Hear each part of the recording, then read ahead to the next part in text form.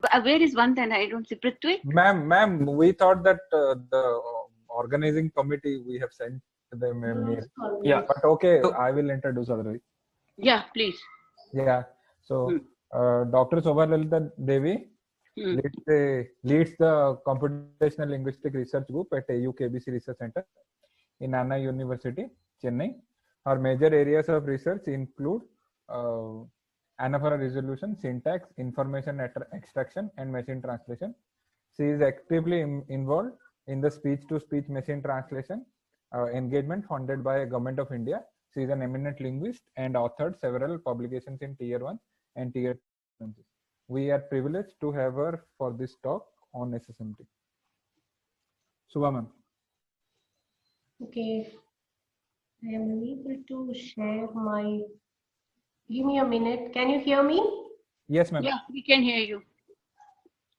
Something happened. I am not able to. It is not. In the meanwhile, Vandan, you can maybe share with people today's the schedule of the workshop. Yes, ma'am. Ma'am, can you hear me? Yeah, we can hear you.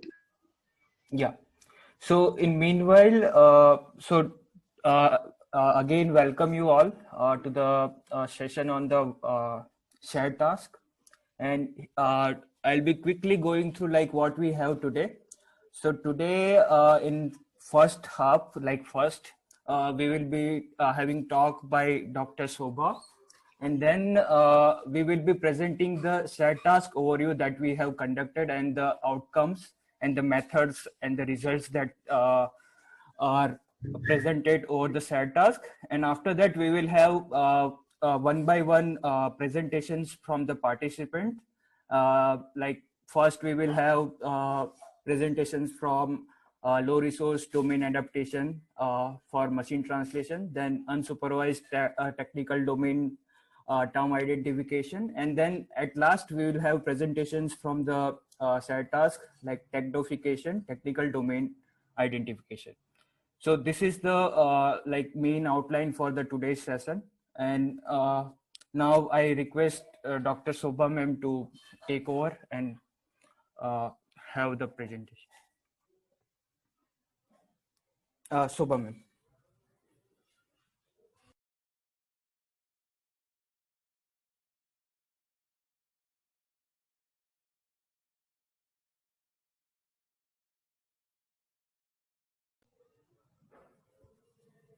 Hello. Shobha, maybe we can't hear you. Maybe you have to unmute your mic because we can see your presentation.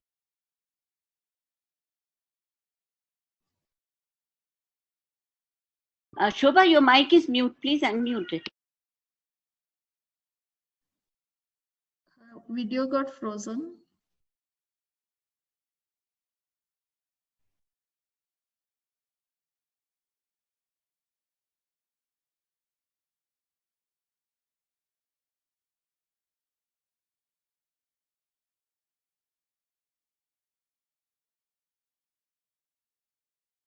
I think she got disconnected. She must be coming back again.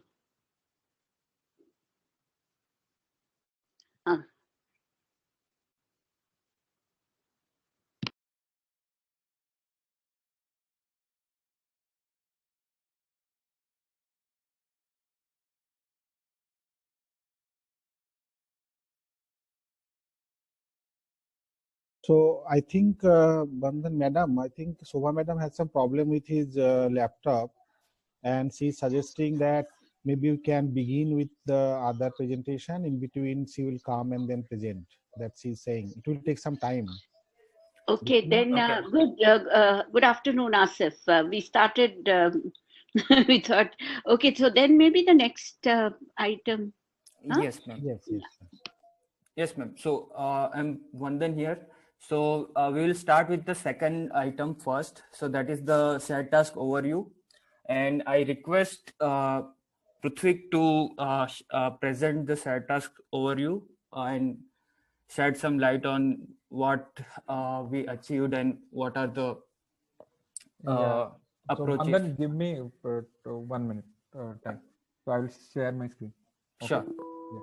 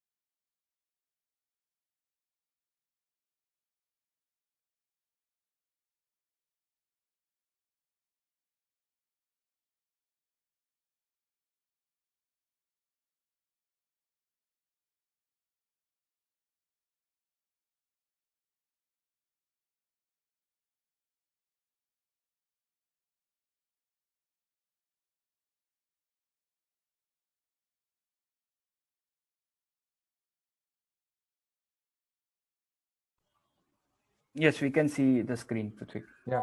So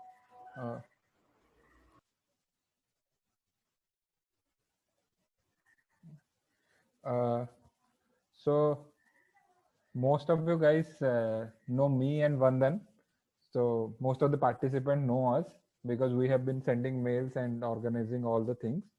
So I will briefly describe what were the shared tasks and the other details uh, across or uh, for all the shared tasks. So we had designed 3 shared tasks. So one was TechDOfication, one was TermTraction, one was Adap-MT.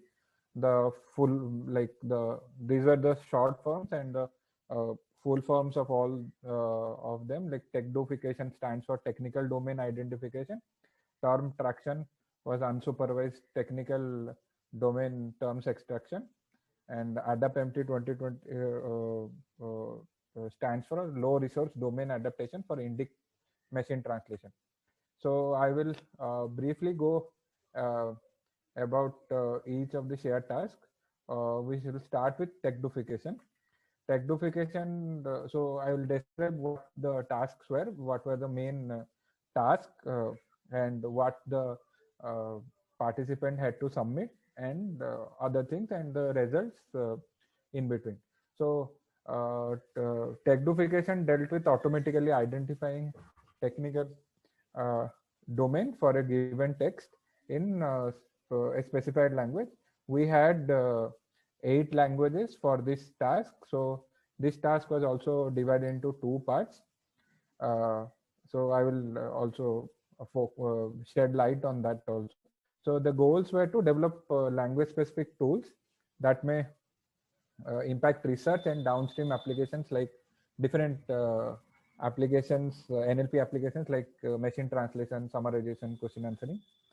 And so other the contribution of this shared task would be to give the NLP community a new data set where people can use their algorithms on this type of tasks. And this domain identification task can work as a subtask in the larger machine translation goal. So it was divided into 2 categories. One was coarse grained and one was fine grained. And I will describe like what were the classes in coarse grained and the classes in fine grained. So I will describe the coarse grained classification. So we had this many domains. So we had total 9 domains in total for different languages. So one was biochemistry, one was chemistry, communication technology, computer science, law, management, math, and other and physics. So this data set was created from the NPTEL lectures as well as the Swayam lectures, swayam.gov.in, the MHRD initiative for undergraduate and graduate students. And we had these many languages, to be precise, total 8 languages: English, Bengali, Gujarati, Hindi, Malayalam, Marathi, Tamil, and Telugu. So we have one example. So from the chemistry domain. Then the corpus sizes which we released was according to this table. So for English, we had 6 domains. We had released 23,962 samples, and the unit of the samples were sentences, not complete documents, sentences. And this is development size and test size. So what? Initially we released the training data and development data. People tested their initial systems on development data and fine-tuned them, and then we released the test data, and the final results were declared based on the test data performances of the systems. So for Hindi, we had a bigger training data set because we wanted to focus more on Indian languages, the technical domain identification. So these are the details about the different languages. And I'll tell about the results. So these three teams were there. So every team was allowed to submit 3 runs of their systems, and they had to upload their outputs or the predicted outputs as a file, and we evaluated their results and compared with the gold data set which we had and the accuracy. So we can see that these are the accuracies of on English. So, and we can see that the F1 score is fairly high for English. So then as we go along for Indian languages, this was not true. For Bengali, it was okay, but for languages, for some Dravidian languages, it was very low. So different teams did well in some languages, and so I will tell about the winners. The overall winners we will declare at the end of this slide or at the end of the presentation.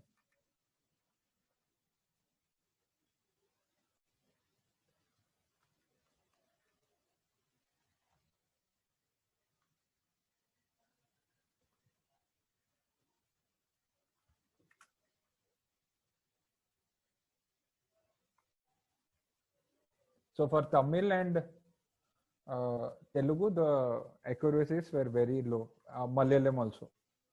For Malayalam, it was very low.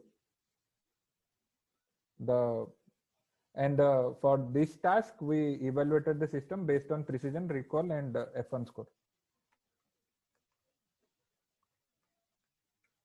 And in fine-grained classification, we had subdomains under the computer science domain.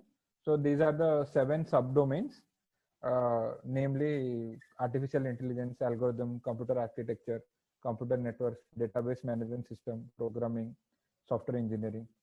One also small example, which is from artificial intelligence.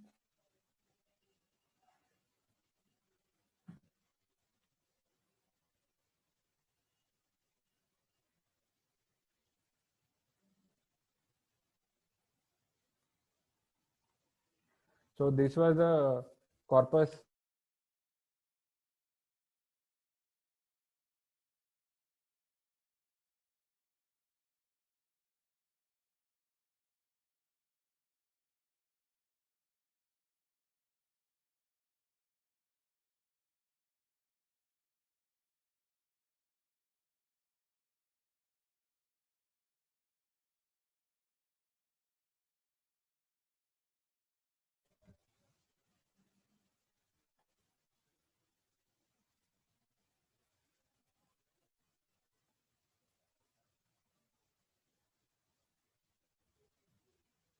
Am I audible now?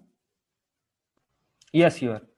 Yeah, so there was a slight internet glitch on my side. So for fine-grained classification, we released data for only English, not for other languages, as was the case in subtask 1. So these are the things. These are the data sizes, and yeah. So I will explain like what approaches people have followed in the subtasks like subtask 1 and subtask 2 after describing what subtask 1 and subtask 2 were. So people used different kinds of algorithms, starting from machine learning based algorithms and neural network based algorithms. So for machine learning based algorithms, people used most popular used algorithm was SVM, and people also use voting classifier with different kind of classifiers like SVM, random forest, logistic regression. And in neural network based models, people used multi-layer perceptrons, bi-LSTMs without attention and with attention. People also used multi-channel LSTMs and convolutional neural networks. People also used graph convolution networks, and people also used the Bayes transformer models, and people also used some fine-tuned model of BERT, like cross-lingual models and roast BERT. And we also observed that people have used features like TF-IDEAT, which was commonly used in many machine learning algorithms. And people also used word embeddings like word-to-vec, glove, fast text for English as well as Indian languages, which were publicly available. And people use sentence embedding, like the current trend, which is in popular use, is BERT, XLNet, and different kinds of the things, and trained their sequence to sequence models. And also this is the result for subtask 2. So in subtask 2, people the F1 score was high compared to the subtask 1 corresponding to English. And I will hand over to Vandan for TermTraction and Adap-MT. Vandan. Yeah, sure. I will share the screen and you just tell that whether to move to next slide. Sure. So yeah. So the next task that we had that is on TermTraction. So Pruthwik, please move to next slide. Yeah. So TermTraction in this is again the second task that will mainly help the downstream tasks like machine translation. So basically the idea here is given a technical domain or domain. So system or the participants have to find the domain terminology given the specific document. So the idea for this task is like if we have some domain terminology extracted before we are even sending it to machine translation, then the translation of this terminology would be very beneficiary for the machine translation task. So the goal was also based on this idea, like so given a data set, the participants would need to identify the technical terms unsupervisedly, and the participants have to display the different methods that can be useful for the task. So next slide. Yeah. So again, for this task also, we focused on the technical domains, and mainly we focused on the biochemistry, communication, technology, computer science, and law. And these are the domain data, raw corpus based on the domain we have shared with the participants. And we can see that it's a fairly rich corpus in terms of sentences and in terms of tokens. So again, this data are extracted from the NPTEL as well as the Swayam lectures for English. Yeah, next slide, please. So when we had a fair amount of participants in this task as well, and we observed that for unsupervised domain term extraction, majority of the participants followed the graph-based approach, which is like text rank based approach, which fairly gives good results.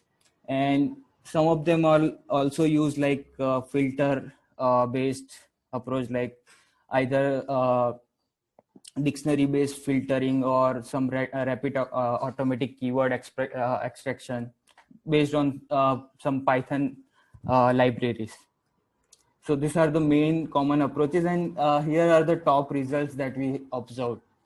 We again calculated the average F1 score over the correct list of the domain term from the given test data, and we also observed that this is the area that we need to focus a lot, because here the extraction algorithms tends to give us like lots of words which may or may not be correct compared to the original list.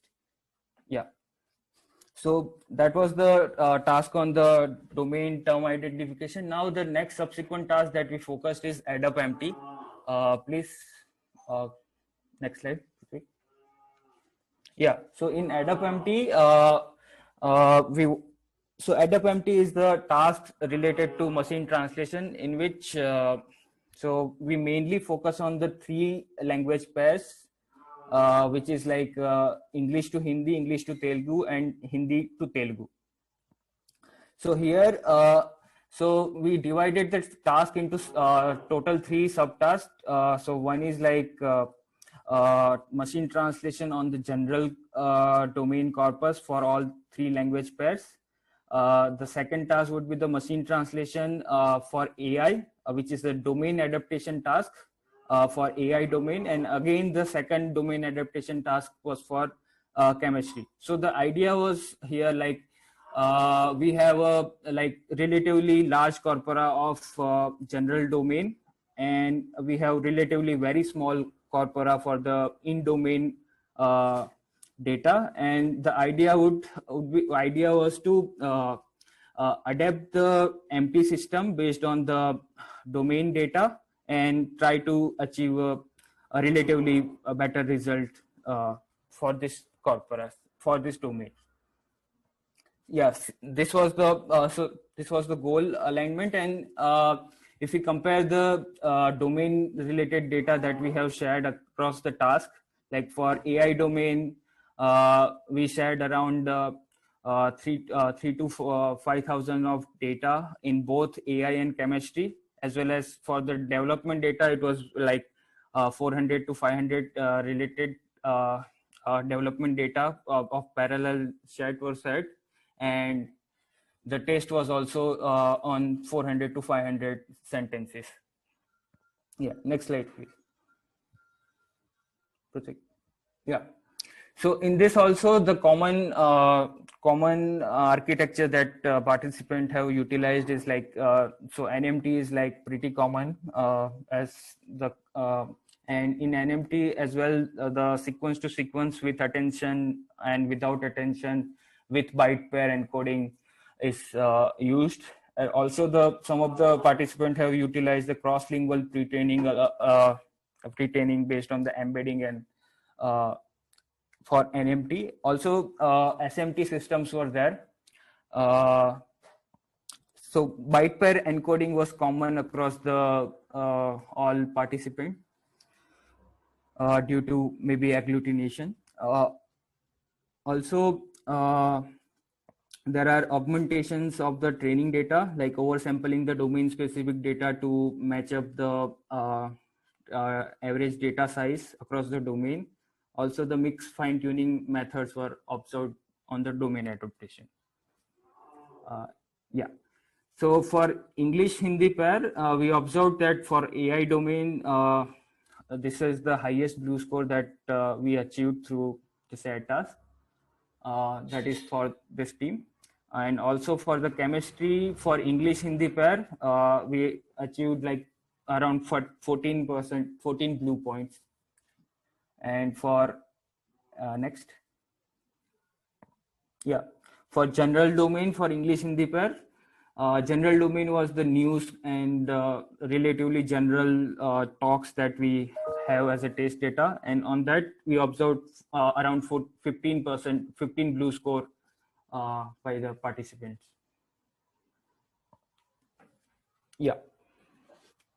So over to you, Pruthwik.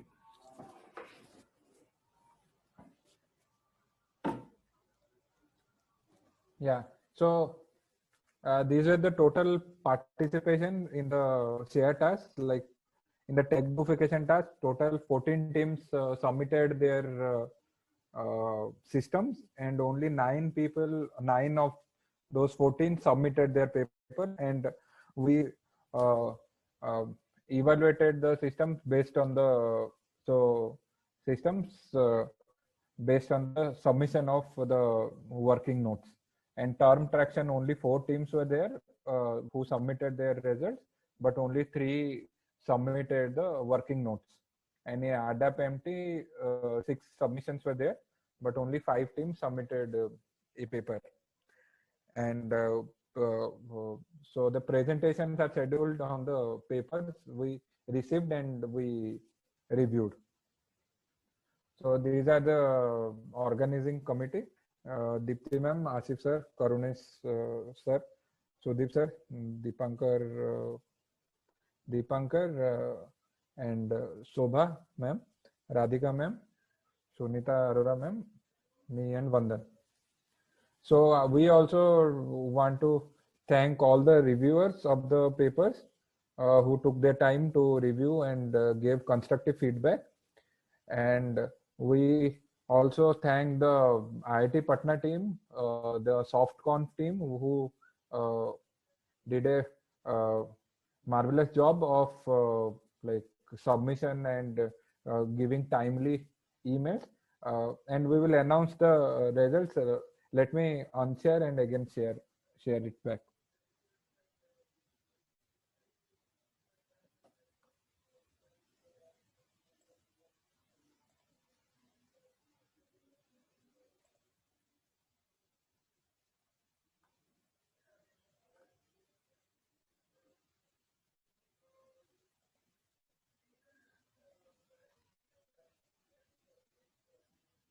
Yeah, is my screen visible? Yes, it is. Yeah. So we'll start with Adap-MT. So the team who were on the in the first place was the team named Adapt, and these are the team members. So I will increase the font size otherwise. Yeah. So this team was from Adapt Center, Dublin City University, and Yasmin Muslim, Rezwanul Haq, Andy Way were the team members. And in chemistry domain, as you have also seen in the slides, the team name was Falcons, and the team members were, and this team was from Pune Institute of Computer Technology, Ramachandra Joshi and Rishabh Karnawat. And the same team also, the same team was in also secured the first place in the general domain.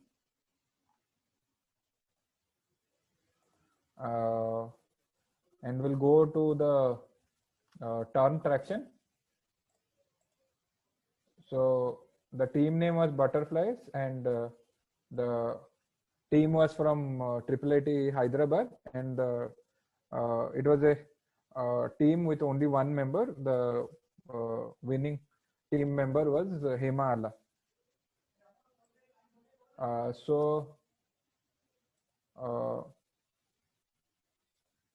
According to the recommendation of the organizing committee, we are announcing two top 2 teams for subtask 1, because this was a task comprising of 8 languages.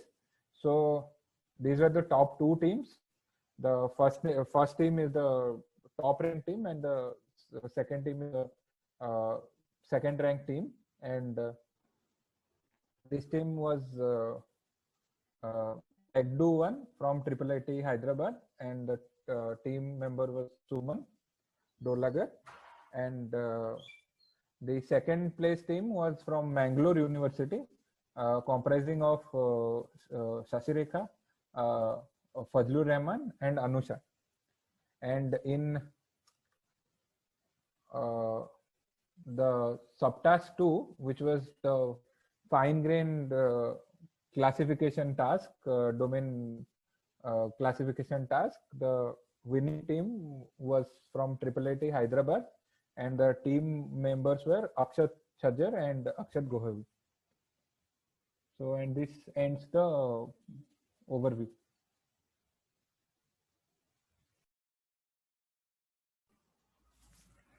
Thank you, Pruthwik. So congratulations to the winners,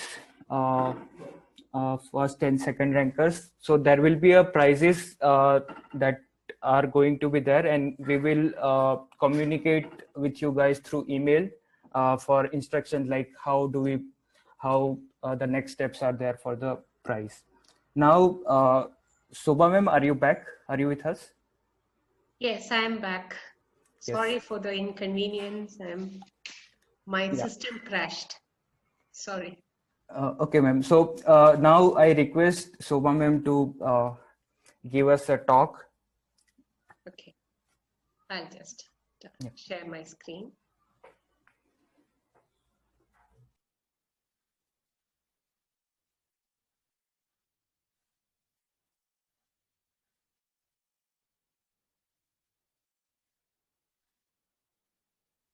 Can you see my screen?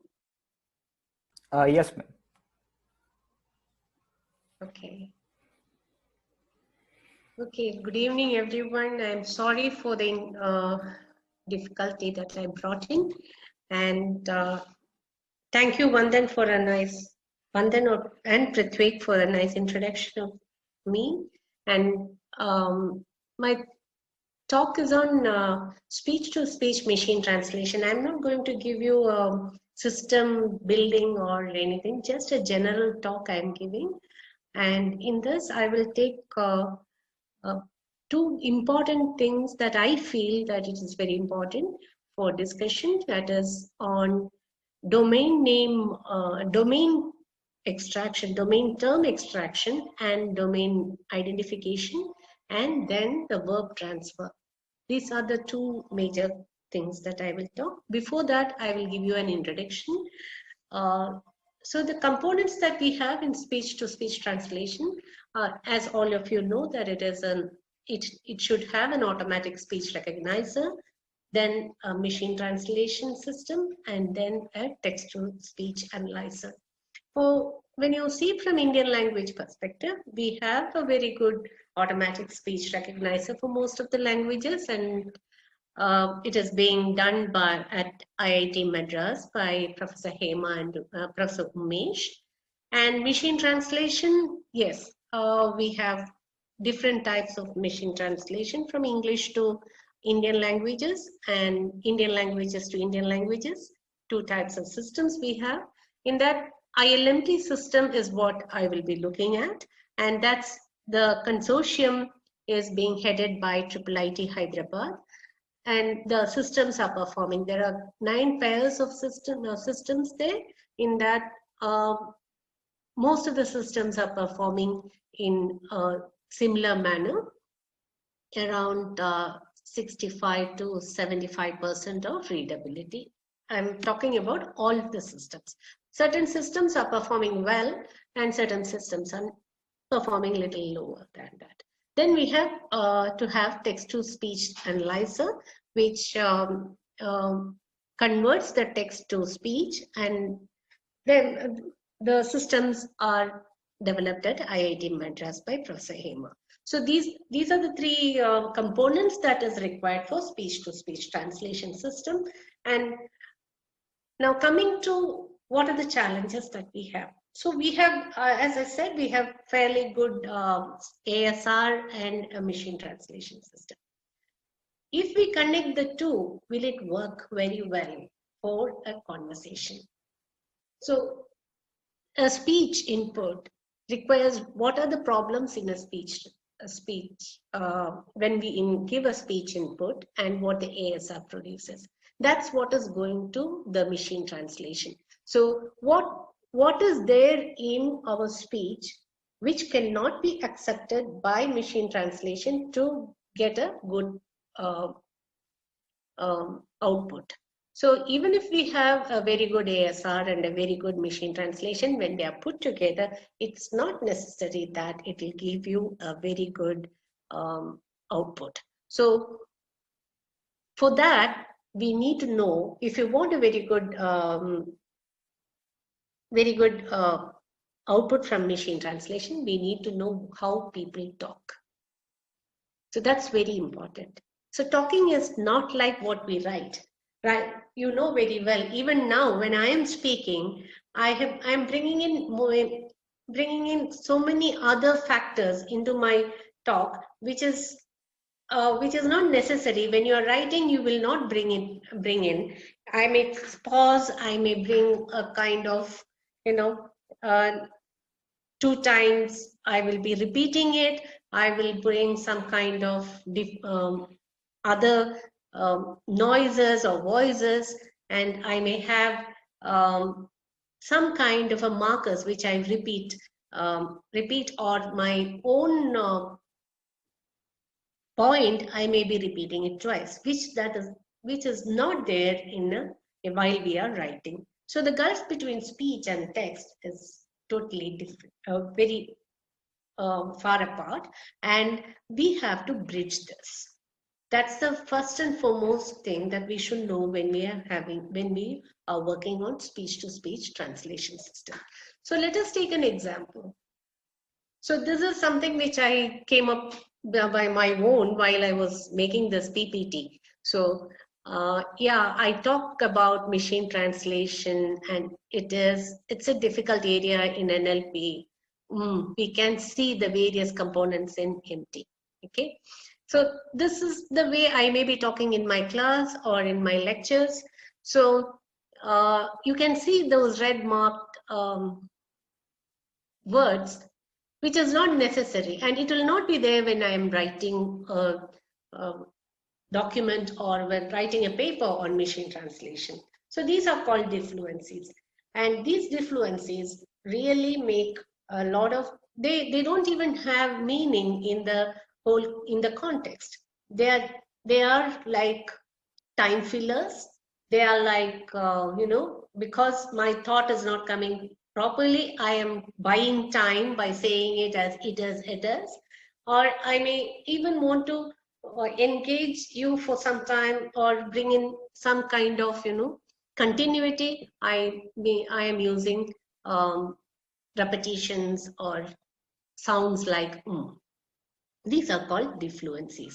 So defluencies can be defluencies are like I mean, okay. So you might have heard it from while listening to many talks, even your own teachers while taking classes. They may bring in all this. And I remember in my college days, I used to call one professor okay, because for every sentence that ends, there will be an okay. So these are the usual pattern of a lecture or a talk. So what are the types of defluencies we have? So this can be categorized. Defluencies can be categorized. There are pause fillers. You can see like and others. Then discourse markers like but.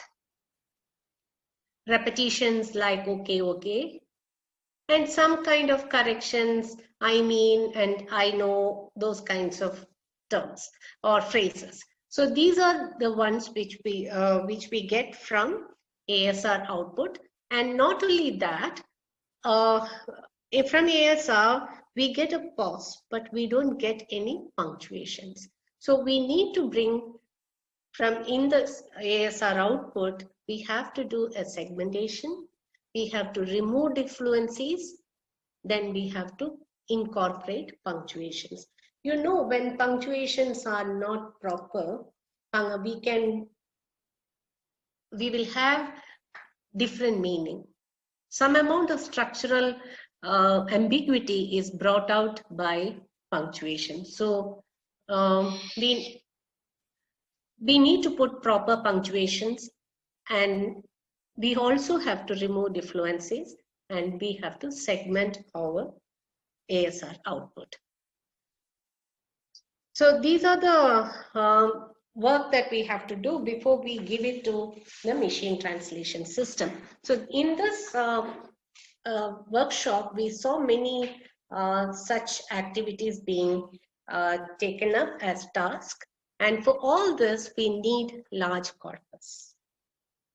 So we need this ASR output corpus where we will mark all these, and then we can use various methods to come up with it. Like these days, most of the applications are using deep learning, but we can use many other methods to bring in segmentation, removing defluencies, and also bring in punctuations. So this is one major issue that we have. Then from the ASR, after these are corrected, we can give it to the machine translation. So coming to machine translation, the major issues are lexical transfer and structure transfer. So lexical transfer, you know very well that we have a word in the source language which is looking for an equivalent in target language. So in the source language, a word can be a source language word can have multiple meaning in target language. So transferring that into target language, you require not just the word alone, the collocation of the word is required, or the contextual information of the word is also required. So bringing that into a machine translation system is very difficult, but we have to attain that. Without that, it is very difficult. For example, in Malayalam, the word for history, they made the history. So made history or is in English cannot be is history undaki or charitram undaki. We cannot say that. That undaki is undakuga is a word in Malayalam for making. When it comes to history, we have to have the word srishtikira. That is, we created history. So the creation in English, it's not necessary that you created history, you made history. But in Malayalam, when you speak, you cannot say that you made history, you have to create history. So this choice, but made will not have the equivalent meaning as create in Malayalam. It will only have make, the equivalent for make. So how will we bring this this difference? How will you pick up the correct word for this particular context of history creation? So this is an important task that we have to do in lexical transfer. Not only this kind, you have to also see what the domain terminology is. That's where I'm coming to. Initially itself, I told you that we will look into two parts. One is domain term and domain identification. So domain terms also play a major role in lexical transfer. So I will give it in detail later. Then structure transfer is where we have to, there are three types of structure transfer. One is the case markers, when we are transferring the case markers. So case markers need not be the same source language case markers need not be the same in target language. For example, when you are transferring from related languages like Tamil and Malayalam, in Tamil, what is coming as dative will be locative in Malayalam. This need not be a thumb rule. It cannot be true at every context, but in certain contexts, it will change. The dative will change. The dative will change to locative from Tamil to Malayalam. Similarly, in Hindi to Tamil also, we have the same case marker variations. So this is one type of structure transfer problem. Another is the sentence as a whole. How the structure of a sentence can be transferred from source language to target language. The example that I give for last so many years is Jo ladka kal aaya tha wo Ram hai, that in Hindi, how that can be translated to a Dravidian language. In Dravidian languages, that jo wo construction is not there. That is made by a non-finite verb. So jo ladka kal aaya tha wo Ram hai will be Innale vanna kutti Ramanana. So innale vanna, that vanna is the one which is triggering jo and wo. So jo wo construction reduces to a non-finite verb in the clause vanna. That R marker is called the relative participial marker, and that relativizes the verb. So this is how this structure transfer, it is true of jaise vaise any of these constructions that we have in Hindi. So Indo-Aryan to Dravidian, you need this structure transfer module, where clausal constructions, how it appears in Dravidian language is totally different from what is there in Indo-Aryan.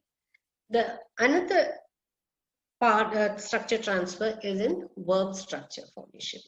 So in Hindi you can have naach rahe hai, but in Tamil or Malayalam, maybe true for it is true for Telugu and Kannada also, that it will be a verb.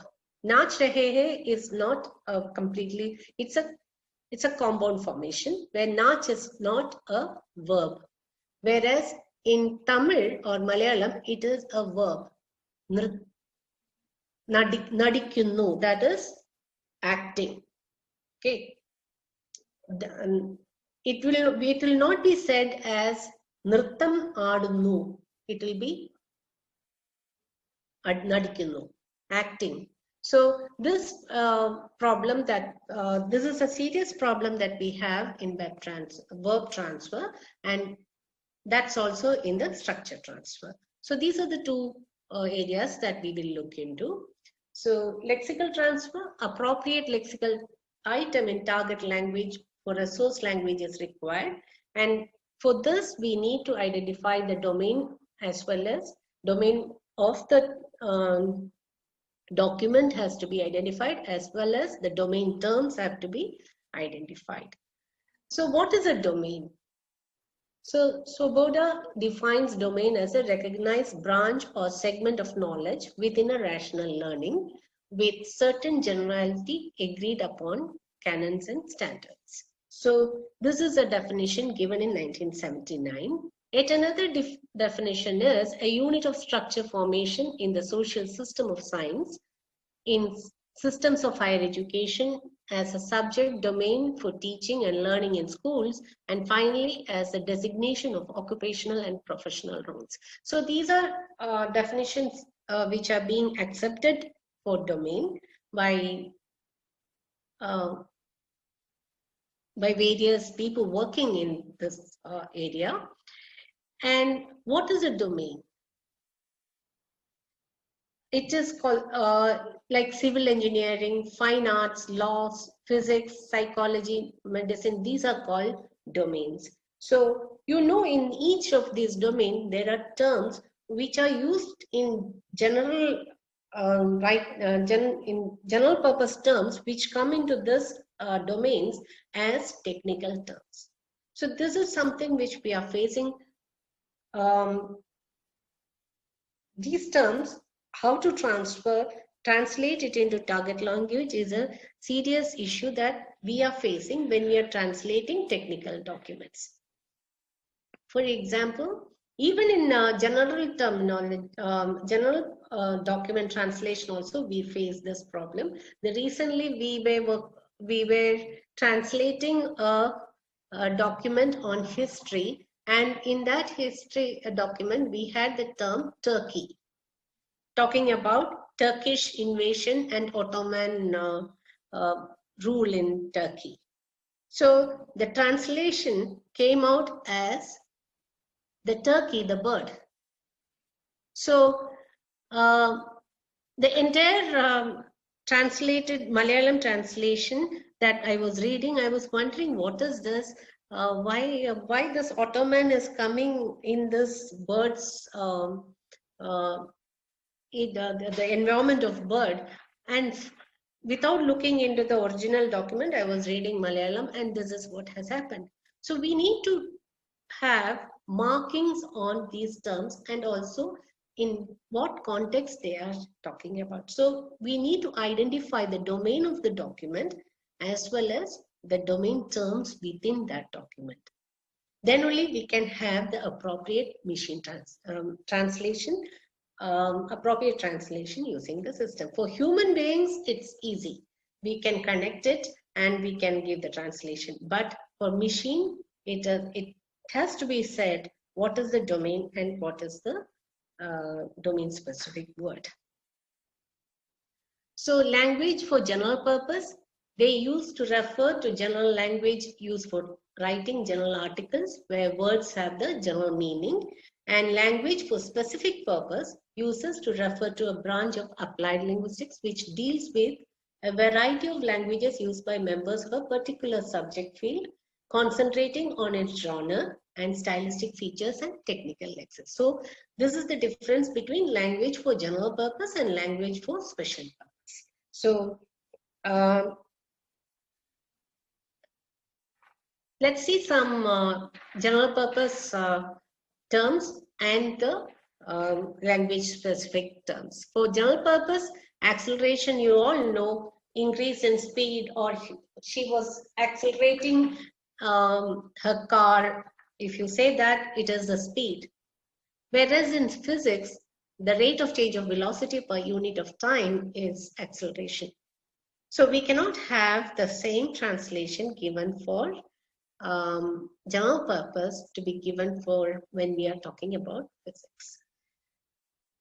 Another example from the sociology domain is crime.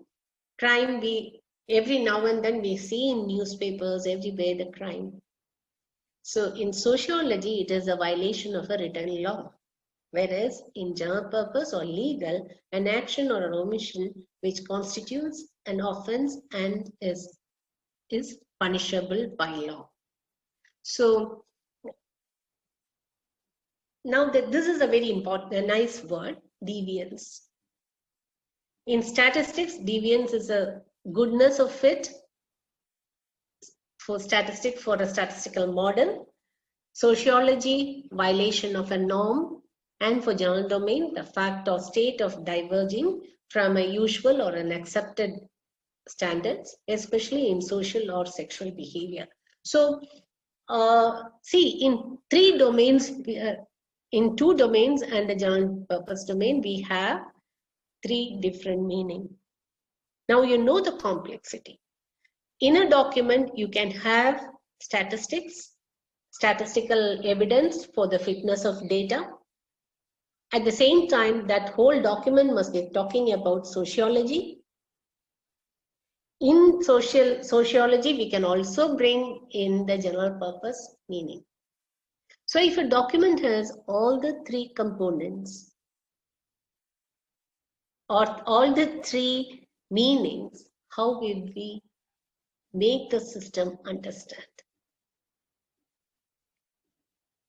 So this is a big challenge, and will machine learning algorithms will work for this, or human intervention is required, or do we have a world knowledge to be brought in so that these three can be marked separately before it goes into into the translation system?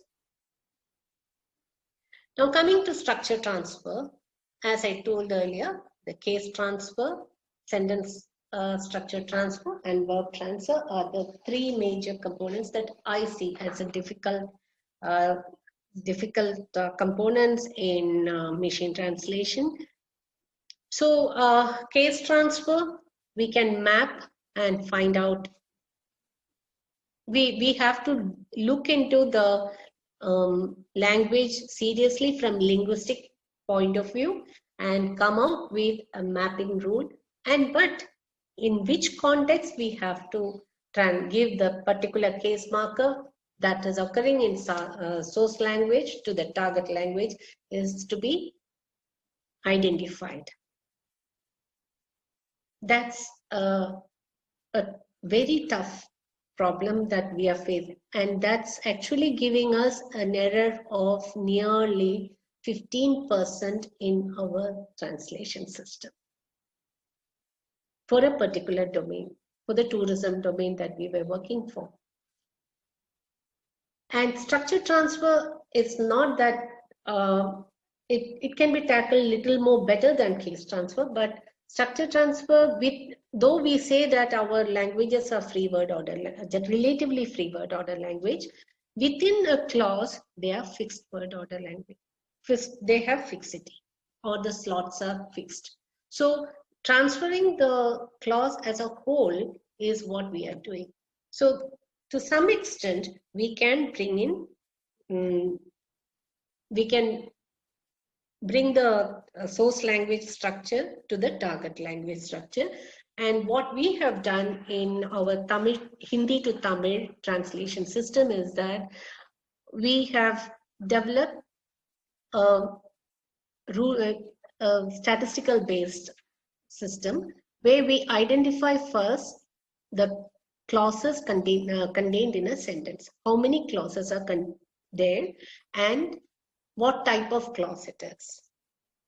That information, we pass it on to the next component, which is actually a transformational based learning algorithm, which uses transformational based learning algorithm. For that, we have used structures of both source language and target language, and then we made the system learn the rules. You all know what TBL is, and using that, we made the system learn the rules. And from the rules, we took a threshold and used only those rules which are above the threshold. And using that, we transfer the structure from Hindi to Tamil. And this actually gave us nearly 75 to 80% correct, even if the sentence is having multiple clauses. So structure transfer, but there it is not going to be 100% perfect, because postpositions are also playing major role in identifying whether it is जो हो or जिसने उसने or जिससे जिसको उसको, that variation is actually mapped to the postposition that comes after the non-finite verb. So even in conditional clause, we have the same issue. So we need to have a semantic mapping of the postpositions for identifying what can be the jovo in Malayalam or Tamil. So some of this now coming to verb transfer, some of the verb transfer difficult words I am giving here.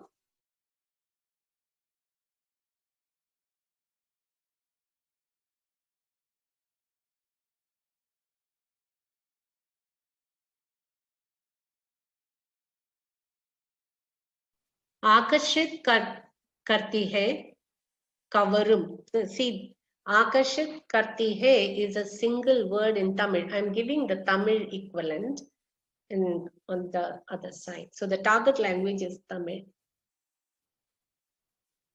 And विकसित होते हैं is വളർത്തിക്കിറാർ. That is विकसिക്കുന്നു in Malayalam. शामिल होते हैं கூடியிருக்கிறார். That is சேர்ந்திருக்கிறார். So this is the complexity that we have. So what we are doing is we are coming up with a conditional random field system where we are giving equivalence and making the system learn. And that's, we are testing we are doing extensive testing, and we found that it is working with not so good, but still better than what we had earlier when we were using only rule-based system. So I think this can be utilized, this kind of information that the parallel corpus we are developing between verbs can be utilized for even other ways of like deep learning and other learning algorithms. So these are the major points that I wanted to do. Actually, not giving an invited talk, I wanted you to have a discussion with me on how to solve these issues and how we can build a good system for a conversation or for a talk or a speech. With this, I conclude my talk. Thank you very much. And if you have any questions, please. Thank you, Sobha ma'am. So we have one questions related to this on the chat. Like, I'll just reading the questions. How in practice domain information is fed to MT? Is decoder conditioned on extra domain information? Is there a separate component in speech-to-speech machine translation for domain identification? So this is the question from Divya. Yeah, we need to have a system that we are looking at it now. We have to have a domain identification module before we actually work on certain where it should be. I'm still not figured it out, but at least after certain pre-processing. So for domain identification, we need certain pre-processing for the document. So after noun chunk and NER identification, if we can put a domain identifier, then the further modules will be able to work better. So we definitely need a domain identifier and also domain term identifier. Sure, ma'am. Is there any other question?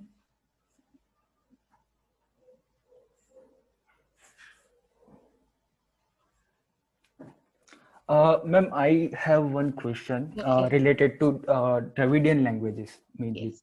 So nowadays we are seeing that byte pair encoding, which split the words into subwords. Okay. And it is working well for the unknown words to the system. Like, do you suggest this this can be a approach that we can look for also for the verb transfer if we split the word, and if we learn mapping based on the Hindi I can say POF for Hindi POPs POF tag in the dependency grammar to the Malayalam or Tamil respective translation. To the verb, right? Yeah. If for verb transfer. So you can see from this slide, so you have four words in the first example. Abhinay kar rahe hai. It is Naditta Varigirar. So Naditta is Abhinay. Okay. Yes. And Varigirar is kar rahe hai.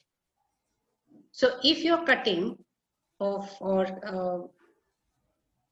if you're doing the word subwords, if kar and var are coming together, varigirar, var is equivalent for kar. So you may have to take the morphological splitting of this word. Okay. Then you have to find the suffix for varigirar and then you should do the learning part. Your subwords should be similar to the suffix of suffixes. Will it be like that? Yes, ma'am. Then I don't think there's any issue in learning. Because we can, one way is we can club all these kar rahe hai type of verbs. Those we can be cluster it, and then we can do a kind of subwords. Yes. So, ma'am, I'm only loud. I'm just thinking along with you. I don't have. It's not something which I worked on. And now we are working on CRF, where we are actually making the subwords. The subwords as in suffixes, and then we are training.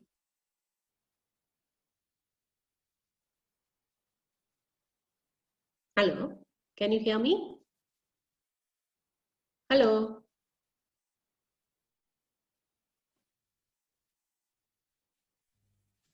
Can you hear me?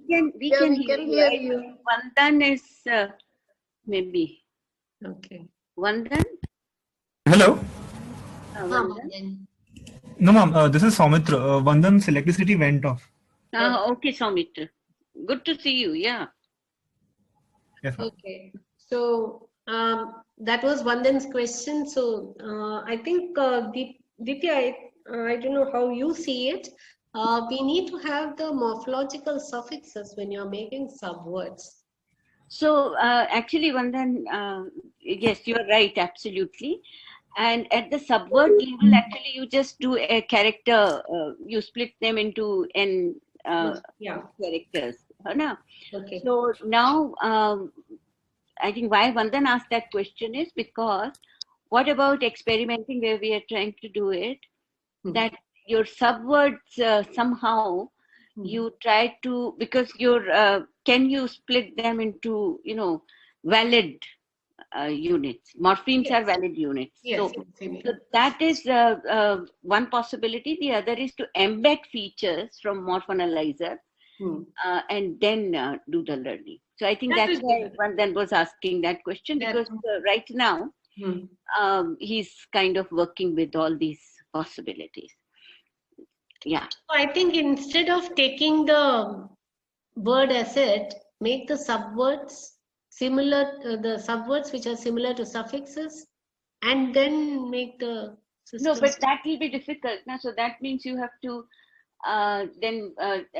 so then subword is not anymore in that sense a byte pair. That means certain number of characters each word. So that's a very different way to look of looking. So it would be like what that day there was a talk on previous days. So we did some experiments for part of speech, for example. We brought it up. So the way he did was, otherwise you see when you bring in part of speech feature at the subword level, now you have a word is split into multiple units of n characters each. And how do you assign a POS tag? Because POS tag, I mean, automatically now, how do you know? Because now you're in a way notion of word is not there.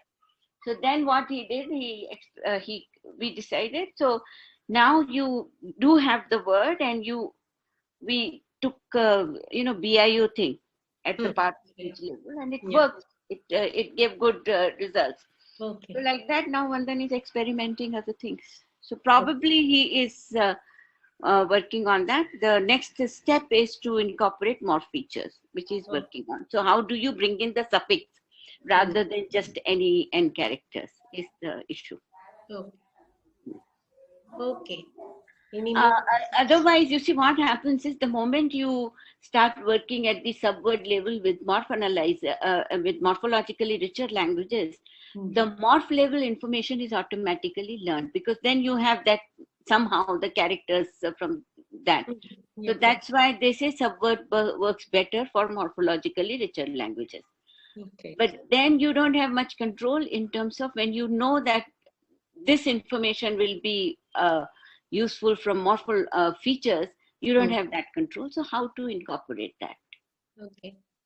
is what So I in think. all the systems, what we see in whether it is Google Translate or Bing or anything, that this subword formation is giving error, especially in the verb from Hindi to Tamil or yeah, because so they also come back with the thing. No? So yes, it gives a. So sometimes it gives very interesting words also, which are not there in the target language. yes, that's not true. valid words also. Not valid words. Yeah, because there is not enough data. If there is enough data, it will learn well. No. So anyway, Vandan, will he be able to join us, Shomit? Ma'am, I'm back. You're back. Okay, Vandan, I was trying to respond on you. So now you can come back in the discussion. Yes, ma'am. So, ma'am, the question was in this line only, like where for Dravidian languages, if we do this subword thing, the subword that comes with limited data is very noisy, basically. Yes, true. So you can do that, and you can split it, and most likely you can see the maximum length of a suffix in Dravidian language, and then use that subword will be the best. Subwords are made arbitrary, right? The cutting. Yes. That's an n-gram most likely. I don't know. I am not. So I think the suffix, it is 3 characters is the maximum length of a morph. Suffix in Malayalam and not in Tamil. Yes, it is 3. So then, Shobha, what happens is that you have so you split all the words into subwords of 3 characters each. Yes. Now it's not uniform because some suffix may be 1 character, some may be 2 characters, some may be 3 characters. Then the sandhi will also be there. No. So all that is not being captured. So Vandan, the idea here then will be to somehow incorporate more suffix feature from the morphonalized. Yes. Yes, ma'am. Okay. Any more questions? Any other questions? Please ask.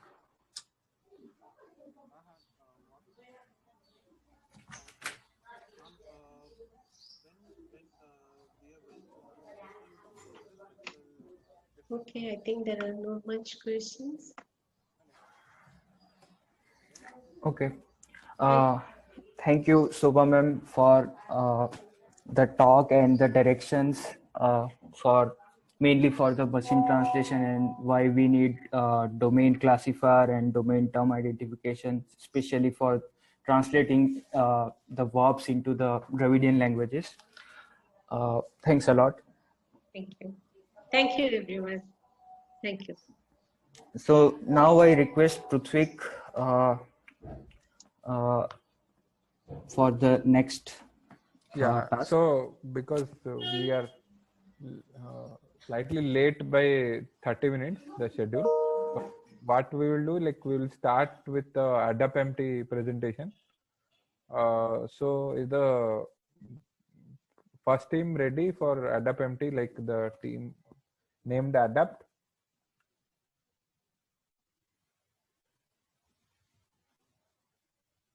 If you're ready, then you can share your screen and start your presentation.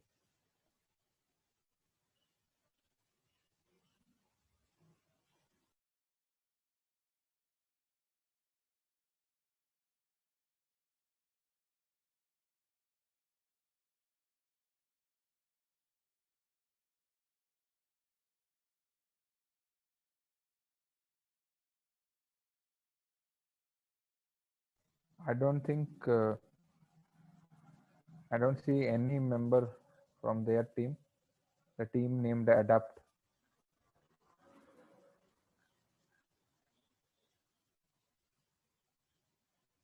Otherwise, the next team named Butterflies. Hema, you can share your screen. Am I audible, Pruthwik? Yeah. So you can share your screen and start your presentation. Okay.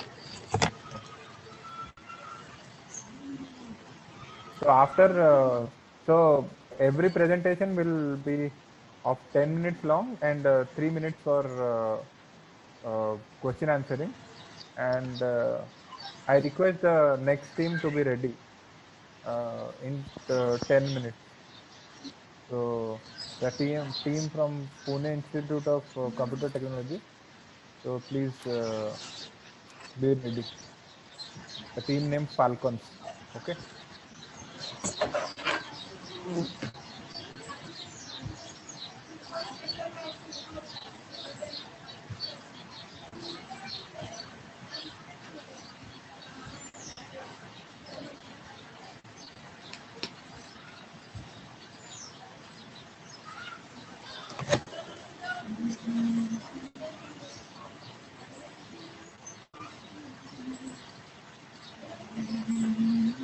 Okay.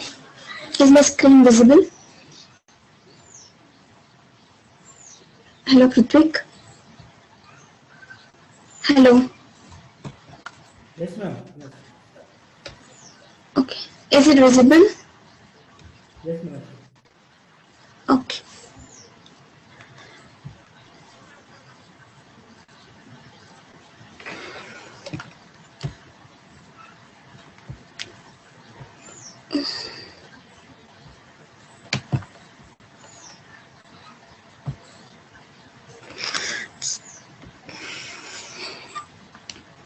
Okay.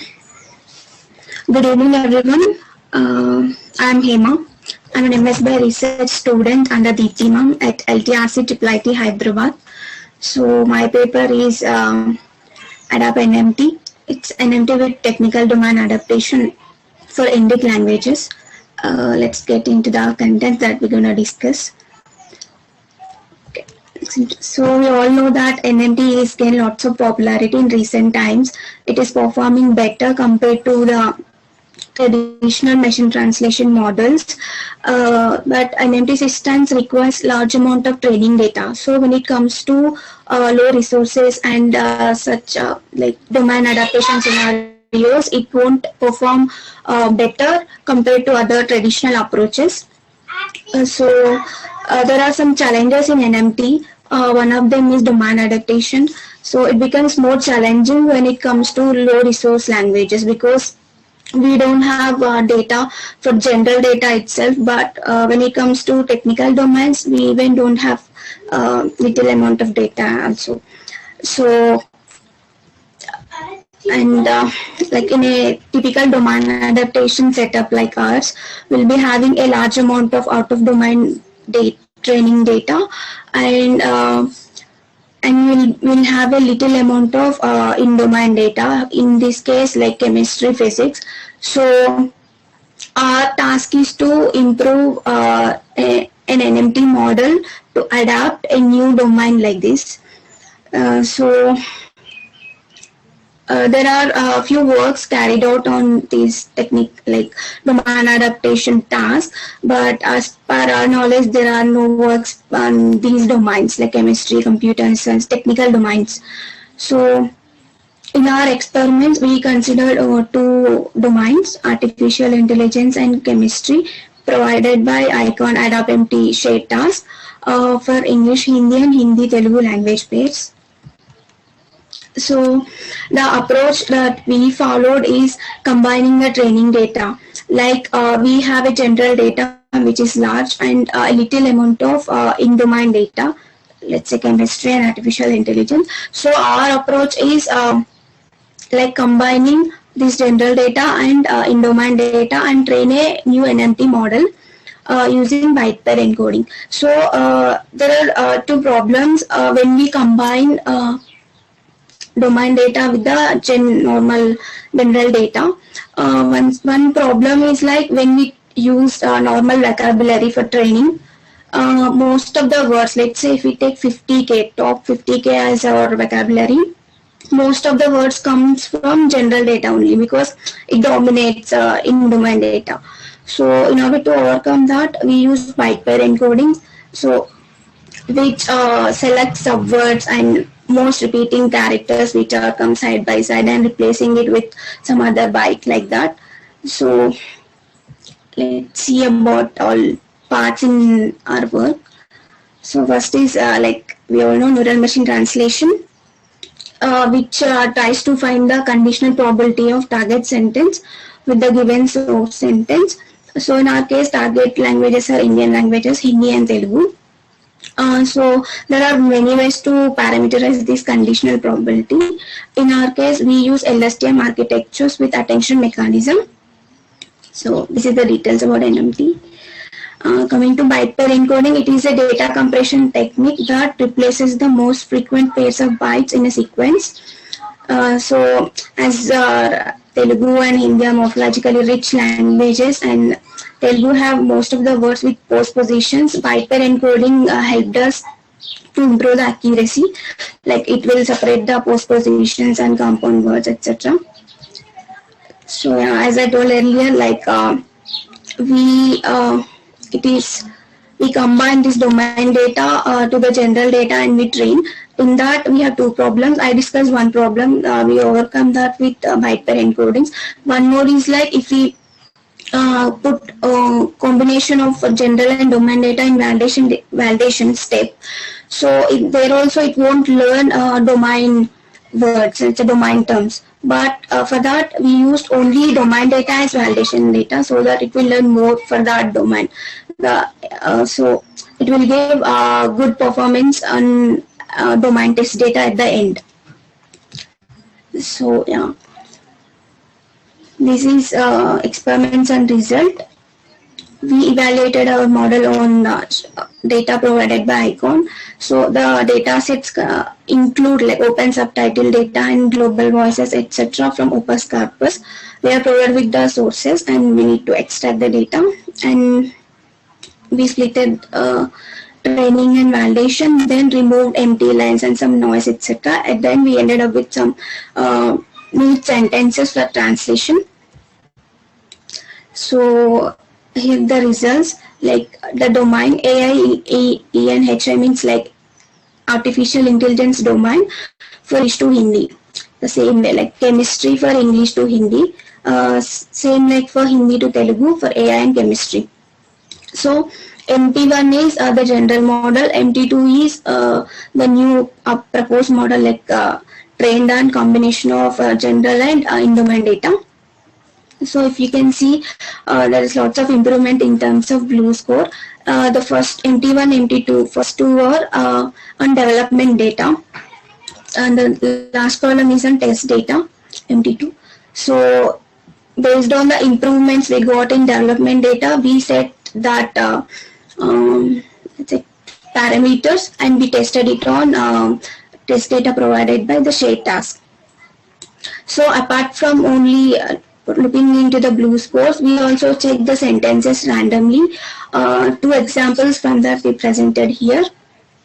If we say source sentence, like from English, square function is pretty simple and the target is in Hindi, like square function bahut saral hai. So MT1, which is the normal baseline model, yah kaam saral hai. Here the square function, that word was missing completely. When it comes to our MT2, the proposed model, here it is transliterated, almost same like target. Square function bahut saral hai. In second example, in this case there is no difference between the enzyme immunoassay and radio immunoassay. So the target is इस विधि में enzyme इम्यूनोएसी और radio इम्यूनोएसी के बीच कोई अंतर नहीं होता. So MT1 is unable to give that radio immunoassay and enzyme immunoassay properly the domain terms, but our MT2 gave us perfectly almost same with that only some words are got synonyms like vidhi and mammal, something like that. So it's giving good in terms of domain terms translation. So in future we would like to extend this work to possible technical domains and for more languages as well. Attention, but yeah, we were exploring transformer based models as well and trying to incorporate linguistic features into the NMT models. Yeah, So basically, our aim is to use whatever little amount of technical domain or in-domain data that we have.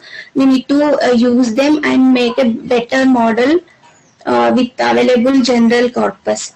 So we achieved that using byte pair encodings and keeping only domain data as validation. And we got the promising results.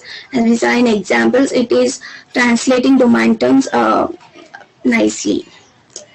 Yeah, with this that I'm concluding. Thank you. Any questions? Yeah, any question from the participants?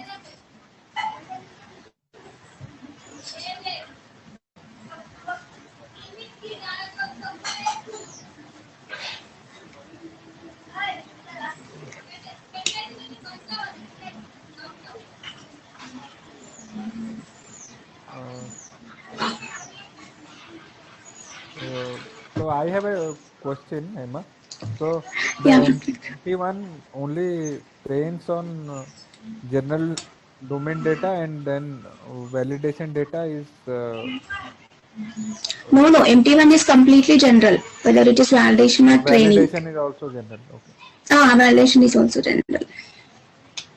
No, I am like, my question is like, do you have so normally when you are training, do you want multiple domains data, or you just want to fine tune your model on the domain data? Okay, so depends. In this work, we only concentrated on for that domain particularly. So we keep only that as validation. We want to improve for that domain only right now. Did I answer? I have one question. So when you train on the AI domain data for Yeah. did you observe any lowering the blue score for general domain data after adapting to AI? Yeah. Some sentences got lower blue score also. Yeah. After adding. Okay. Yes. Yeah.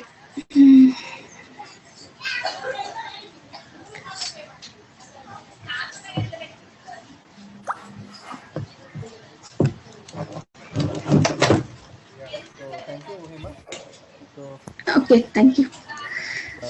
the next team is Falcons. Are you guys ready? So you can start your presentation. I Yes, sir. can see. Hello, sir. Yeah. Should I share my screen? Yeah. Share your screen. Yeah. Okay, sir. So please increase your like speaker sound. It uh, sounds very faint, like the sound. Now it's clear, sir. Yeah. It's clear. Okay, sir. So I will share the screen.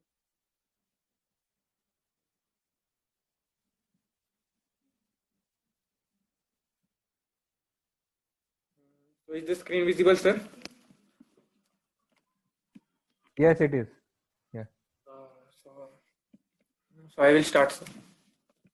So good afternoon, everyone. My name is Ramchandra Joshi from Team Falcons, along with members Rishabh Karnawat and Kaustubh Jirapure. Our guide was Raviraj Joshi. Would like to present our work, domain adaptation of NMT models for English to Hindi machine translation task.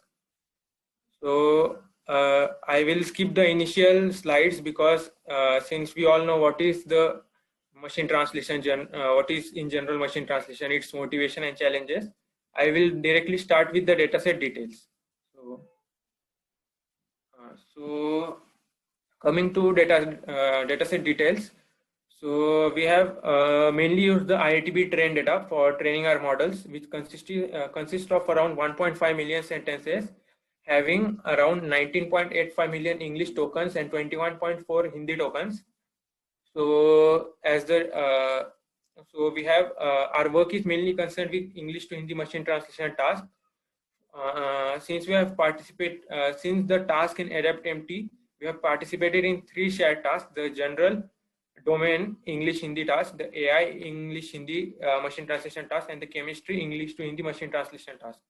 So number of sentences in training data of AI and chemistry are around 5,000. Similarly, the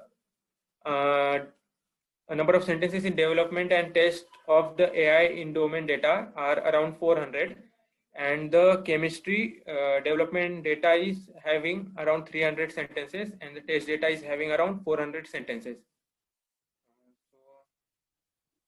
So let's see the percentage of token from the in-domain AI and chemistry data which is present in the IITB training data. So considering the first row and the AI column, as you can see, around 47% of unique AI English tokens are present in IITB English data, and 68% of unique tokens from AI Hindi data is present in IITB Hindi train data. So which implies that around 50% of AI English target domain tokens is absent from IITB training English data, and around 40% of AI English train tokens are absent from IITB Hindi training data. So the U after every row indicates the unique tokens, while rows with no suffix U indicates all the tokens. A similar trend can be seen in chemistry data as well. Around 20 to 40% of the target in-domain AI and chemistry tokens are missing from general IITB training data.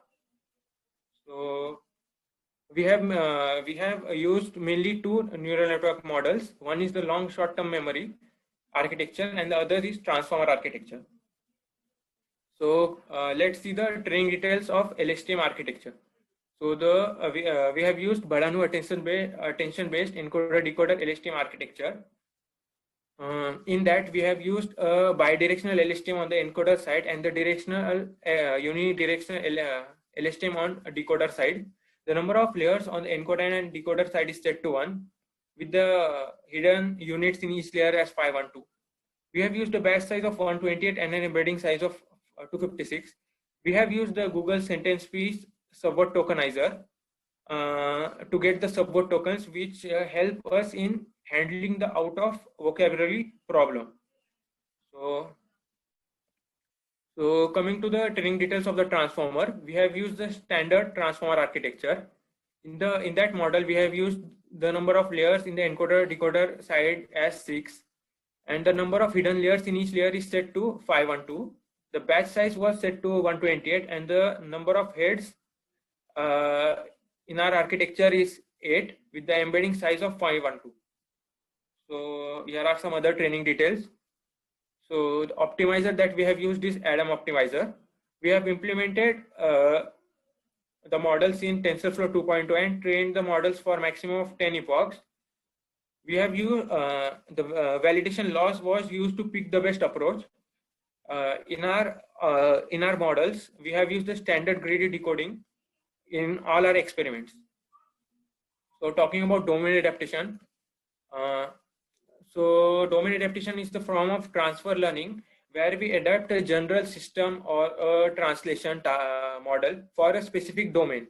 So from our previous table, it is clear that around 20 to 40% of specific domain tokens which are specific to target domain in the Adap-MT shared tasks, it is AI and chemistry, are not present in the general corpuses like the IITB train data and other training data. So we have used different training based approaches for this shared task.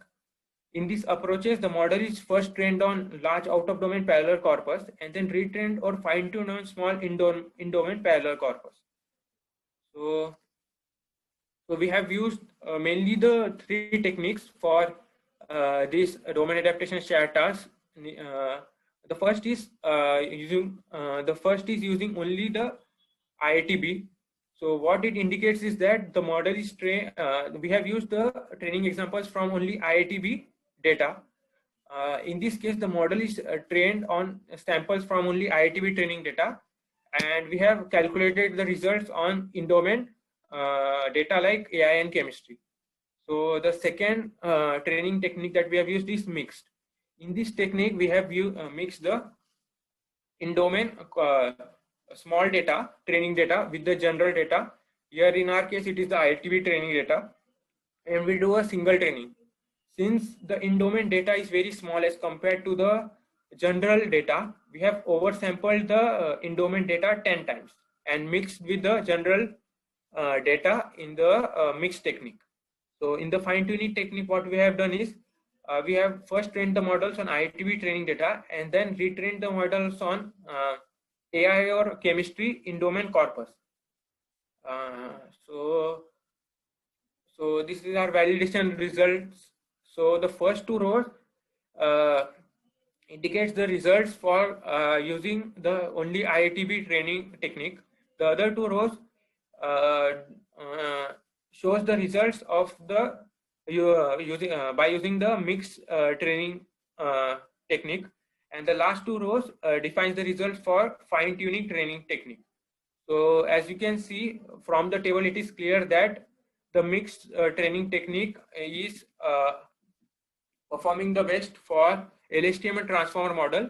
The results that we have submitted for the shared tasks is the LSTM mixed results. So after submitting the results using the mixed training data, this is the results on the test data that is reported by the Adap-MT organizers. So we have achieved around a BLU score of 14.81 on general test data, around 19 BLU score on AI data, test data, and BLU score of around 14 on chemistry test data. So let's see the conclusion. So we have, our work is mainly concerned with evaluating the effectiveness of attention-based encoder-decoder architectures like the LSTM and the transformer on in English to Hindi machine translation task and other English to Hindi machine translation tasks. Our experiment shows that the mixed domain training works better than the only general training data and the fine-tuning approach for domain adaptation. From our results and experiments, it is clear that the inclusion of small in-domain parallel data can indeed improve the results on AI and chemistry domain provided in the shared task. Thank you.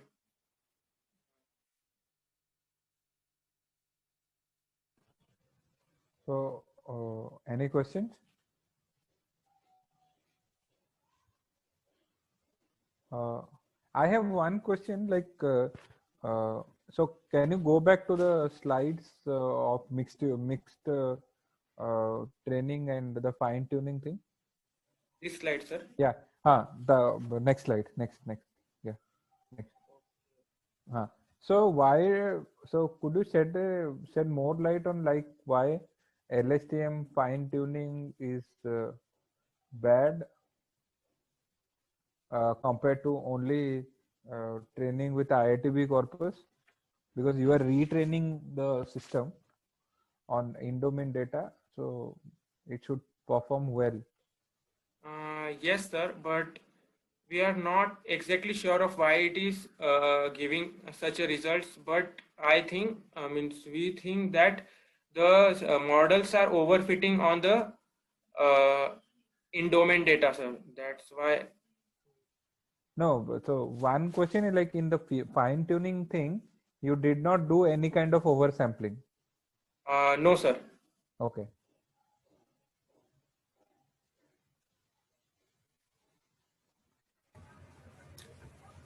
Hi, I had one question. Am I audible? Yes, sir.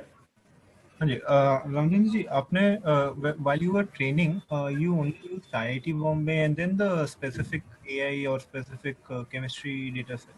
If I'm not wrong, ShareTask website pe, there were quite a few data sets available. Was there a reason they were not used or something?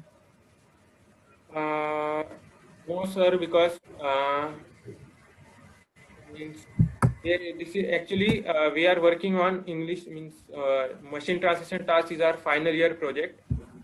So in that we have only used the IITB training data. So That's the result.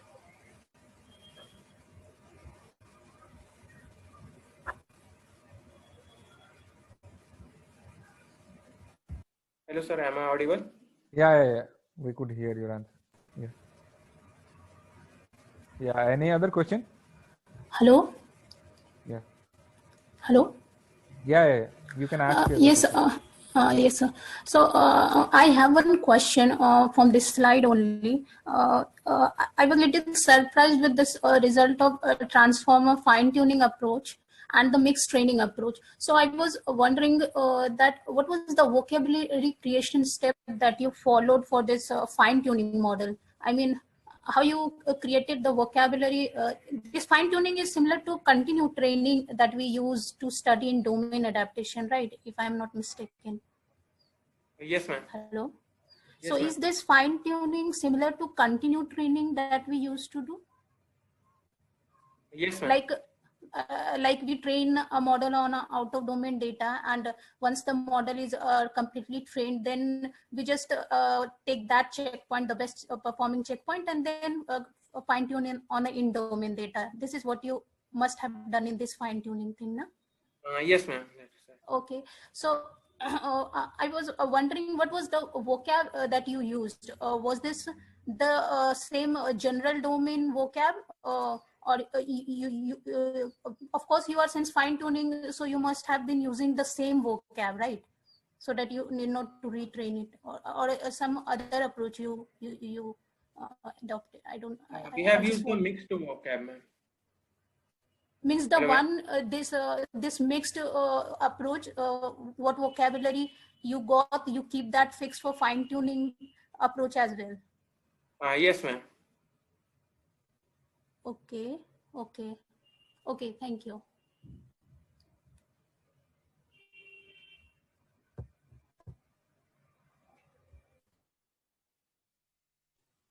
Yeah. If there are no more questions, then Ramchandra, please unshare your screen. Okay, sir.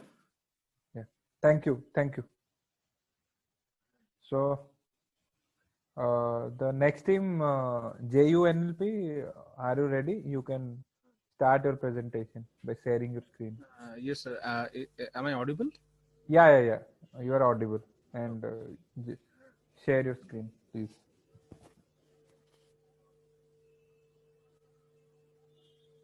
And the PPT is visible. It's visible. Yeah. Okay. Good evening, everyone. This is Sainik Kumar Mahata from Jadavpur University, and today I will be presenting the description of a system submitted to the ICON machine translation shared task. So for the introductory comments, as we all know that machine translation is the translation of one natural language to another using computer software. And training a good translation system requires the availability of a large and good quality parallel corpus. But these corpus are very easily available for languages that are spoken globally. But finding the same for less resource languages is a challenge. So what happens is, since for low resource languages, the size and the quality of parallel corpus is small. So this leads to development of a translation system that do not produce quality results. So in the present work, we tried to solve this problem for the general domain machine translation while translating into Indian languages, English, Hindi in our case. So for the data, we had multiple English, Hindi parallel corpus provided by the organizers for training the systems. So among this, we decided on using the CVIT PIB and the CVIT MKB parallel corpus. Apart from this, we had another corpus, TDIL corpus, English Hindi corpus of 50,000 sentences, and that was used as well. So in total, we had there is some mistake in the PPT actually. In total, we had 250,480 sentences to train our models. So before the training process started, we needed to tokenize the data. For the English data, we used the Analytica Python package to tokenize, And for the Hindi data, we use the Indic NLP library to tokenize the sentences. So we used two systems here. So the first one was based on SMT, and that was trained using the Moses toolkit. And the second one was a hybrid approach, and that was based on the principles of automated post editing. So we will discuss that later. So for the first system, so we used Moses. So the first and foremost, the data needed to be pre-processed. So we already discussed tokenization in the previous slide. Then again, true casing was done, which means true casing in this case helped us in finding the proper capitalization of a word within a text, and then the sentences were cleaned, which means the sentences that had more than 80 tokens were removed. So the pre-processed 250,480 sentence pair were then trained using Moses with English as the source language and Hindi as the target language. Again, for building the language model, we used, there are various language models that are available with Moses, but we used KNLM in this case with 3 grams. Now, training the Moses system resulted in the generation of a phrase model and a translation model that helps in translating between source and target language pairs. Now, for the second system, we used a hybrid model, which means initially, the first part of the model used SMT, and the second part of the model used NMT, and this was based on the principles of automated post editing.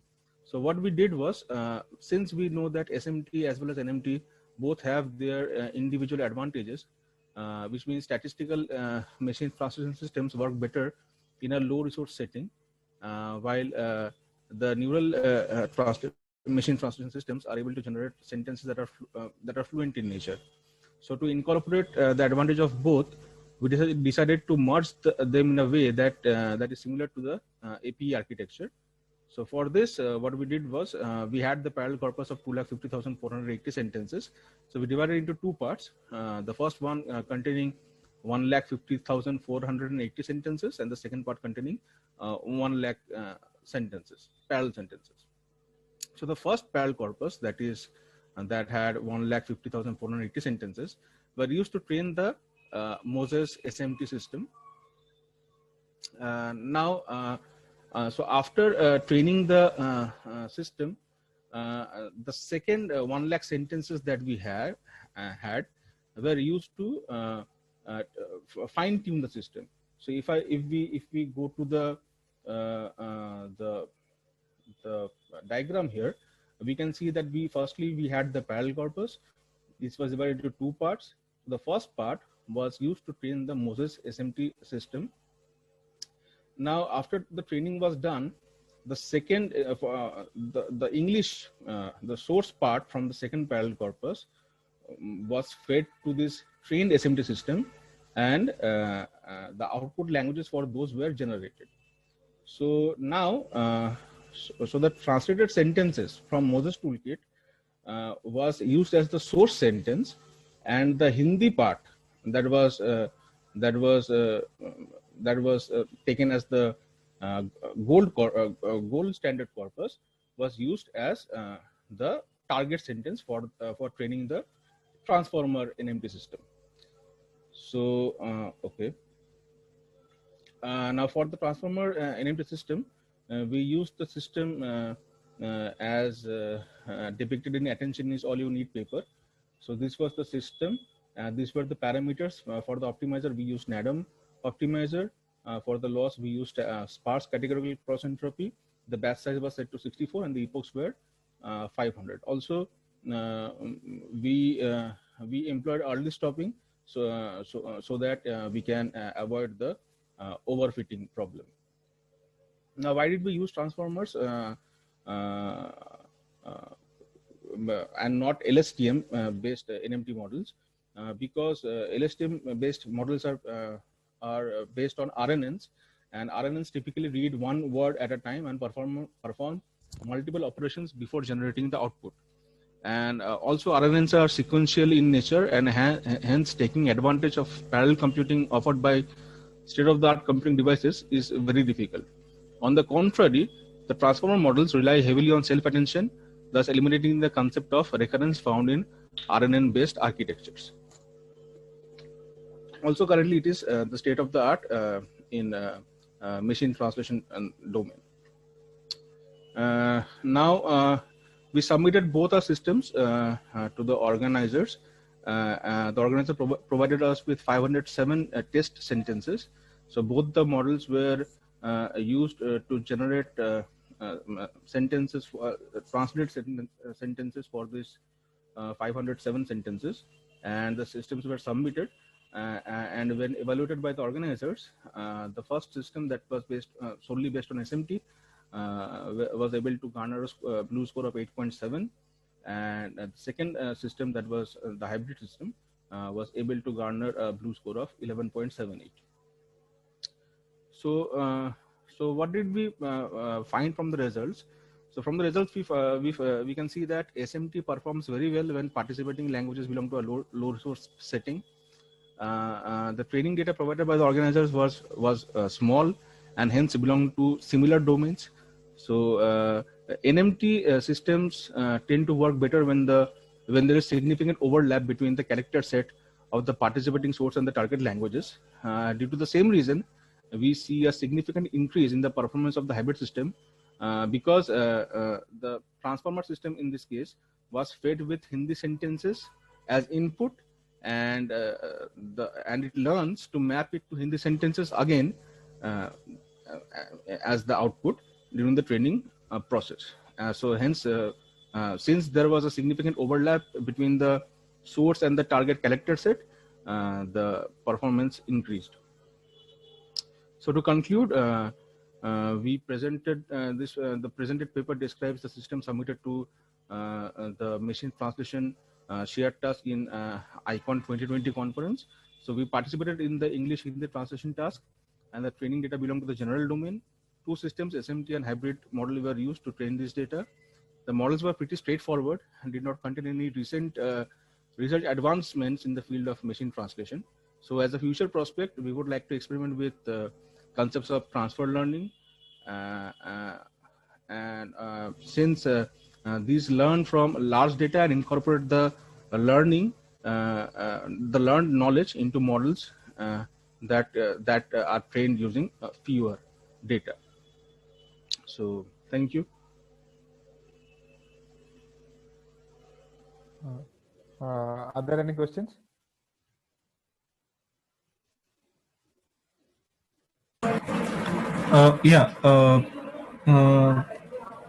Can you mention what is ape architecture, which you mentioned earlier?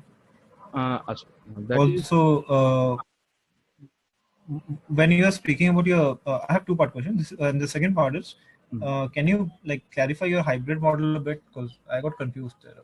Okay. What is the output for each SMT and then the transformer model? What is the right. So the ape architecture, that is the full form of APE is automated post editing. So generally, what happens in automated post editing, speaking very generally, so a translation system is trained on a parallel corpus. So when after the training is done, a test corpus is used. So the translation system is used to decode a test corpus. So what happens is, so after the decoding is done, the same system is again trained using the decoded sentences as the source sentence, and the gold standard, the gold translations as the output. So that is the way automated post-editing system works. So is that satisfactory, sir?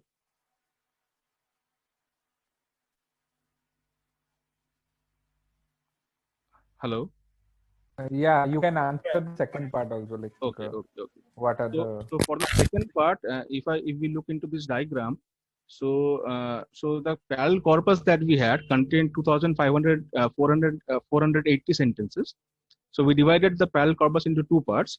So the first part contained 1,50,480 sentences, and the second part contained 1 lakh sentences. So the first parallel corpus was used to train the SMT system. All right. So after the training was done, the English part of the second parallel corpus was fed to the SMT system to decode. Right. So after decoding, it generated Hindi sentences. So for the transformer model, so the source sentences was the decoded Hindi sentences given from SMT system, and the target sentence for the transformer architecture was the Hindi part of the second parallel corpus. So the transformer architecture in this case learned from not so good quality translations to and it learned to map it to better translated sentences. So this was the thing. Yeah, so I have one incremental question on this. Okay. So why not at the end, why not to use overall parallel corpora again in an empty transformer architecture? Was there a that is another direction, so we could have done that, but we okay. Yeah, the main question from Vandan was like, when you are proposing to like the efficacy of your hybrid system, so you should have compared the SMT system only SMT, only NMT, then hybrid. Okay. So it has only two things. SMT hybrid is better than SMT, but we do not know whether it is better than NMT. Okay. Yes. That could have been done. Yes. Yeah. Okay. So thank you for your talk. Yeah. So, okay. Yeah. So the next team, Mark's team, like, are you ready? Hello, sir. Yeah. So you can share your screen. Your voice is audible. Okay. Whether my screen is yeah, it's visible. You can start your presentation. Okay. Hello, everyone. I'm Asha Hegde. I'm doing research under the guidance of Professor H.L. Shashirekha.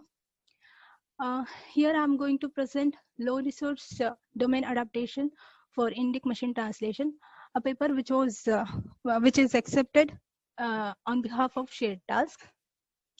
Here I briefly explain machine translation and low resource languages and significance of domain adaptation. In this work, we have participated in 3 tasks. One is English Hindi general machine translation, and AI English Hindi translation, and chemistry English Hindi translation. Machine translation is a task of automatic conversion of text in source language to text in target language by preserving the context of source language. Because of recent shift in large-scale analytical technologies, machine translation systems are becoming more popular, and these are replacing human translation work in terms of speed, reusability, consistency, and relevance. Despite of its popularity, machine translation is facing many issues, and data set constraints is a major problem. Across the world, there are more than 7,000 languages. Out of these languages, only around 20 languages are considered as high resource languages, and rest of the languages are considered as low resource languages. These languages do not have enough software, data, tools, and resources.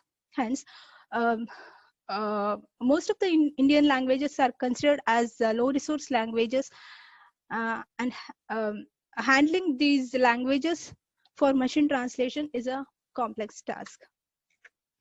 To overcome this problem, many techniques have introduced by the translation researchers, and domain adaptation technique is one of them.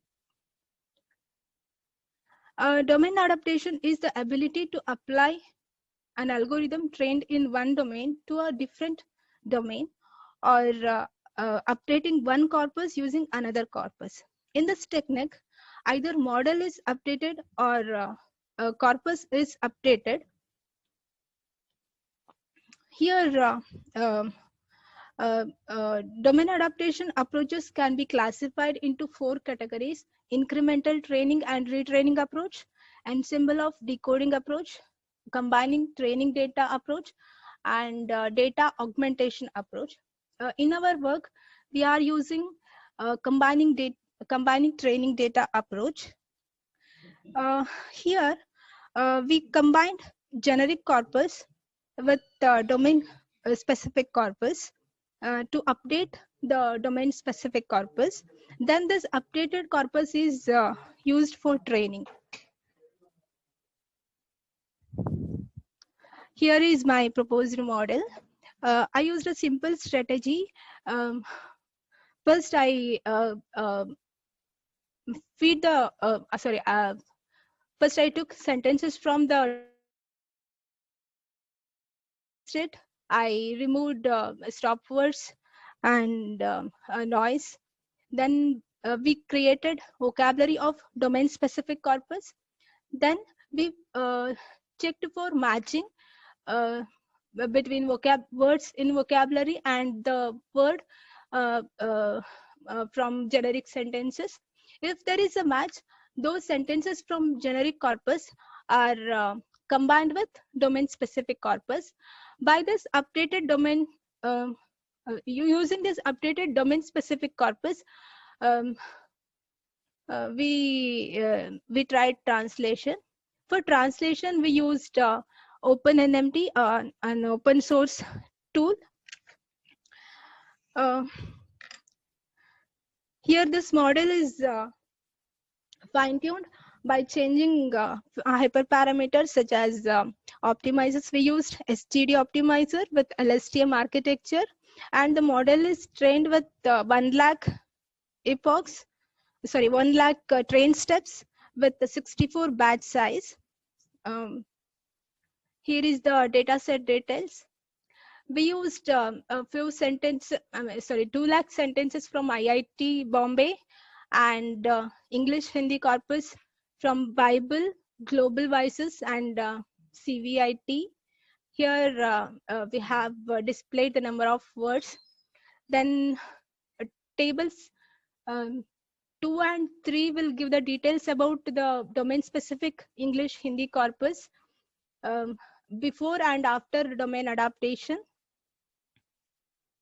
Here we have calculated the number of words as well as we have displayed the vocabulary size of the corpus. Here is the result. Table 4 gives the performance measure of our model of using generic corpus as well as domain specific corpus before and after domain adaptation. And tables 5, 6, and 7 will give the results which we got from the organizers with respect to general corpus, AI corpus, and chemistry corpus. To conclude my presentation, the aim of the task is to develop a machine translation system using small domain specific corpus. And as we observe few alignment issues while developing the model, in future work will be carried out to resolve these issues. Thank you.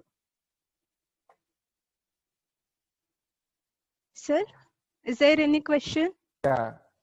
So any questions from anyone? So you have a metric called accuracy. Could you elaborate on that? Like what accuracy means in terms of a MT model? Sir, we used OpenNMT. This is the accuracy which we got from the model. For that, we used a test set which the organizers have given. But what does accuracy means? Perplexity we all know. What does Okay. accuracy means for? I can say it is a validation accuracy, sir, according to the model. Okay, accuracy, like what? Accuracy in terms of what? Like normally people measure Percentage, in terms sir. of blue. Yeah. So Percentage, yeah. sir. Validation accuracy in terms of percentage, which we got from the model. So generally, OpenNMT gives this number for like how many words are correct on a given sentence at prediction time for the Yes, sir. target sentence. No, sir. To be frank, I'm just recently joined in research, and I'm just exploring things in machine translation. So, if any suggestions, if you want to give, then please let me know, sir. That was the purpose of participating in this task, sir. Yeah. Yeah. So is the Adapt team available? I don't see any of their participants. Yeah, they are from Dublin. I guess they may not be available. So with this, we end the Adap-MT presentation. Thank you to all the speakers. So then we'll start with the presentation for the TermTraction. So Hema, are you ready for the presentation? Pruthwik, I'm ready. Yeah. So you start. You share your screen. Okay. Next team is the D for the win. Akshat. Yeah.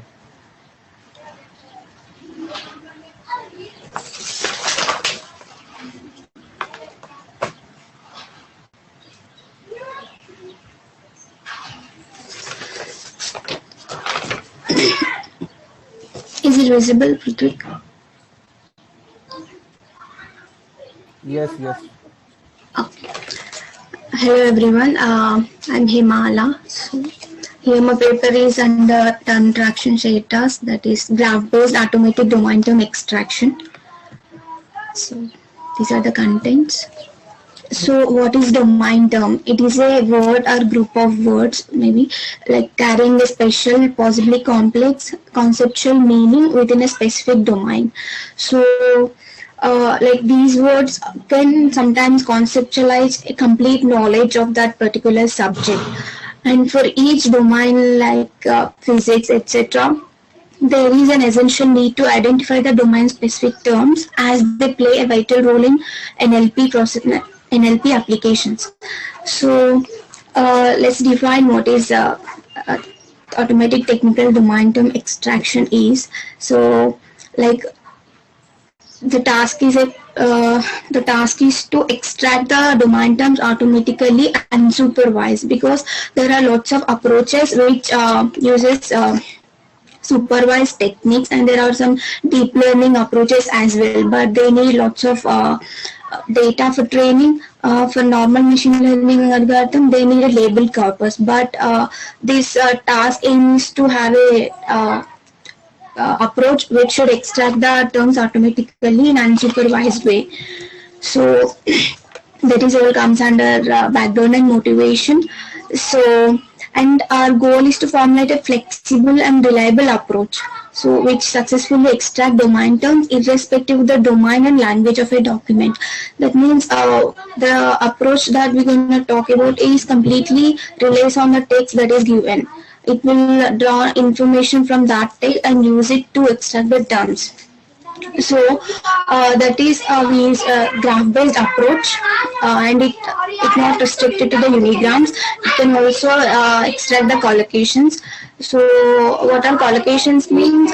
These are the expressions of multiple words which commonly co-occur in a given context than its individual word parts. So sorry. Yeah, we can treat this as like bigrams, trigrams, and so on. Some examples of these n-gram domain terms are like covalent bond from chemistry, amino acid, hydrophobic hydrogen bond, which is trigram domain term.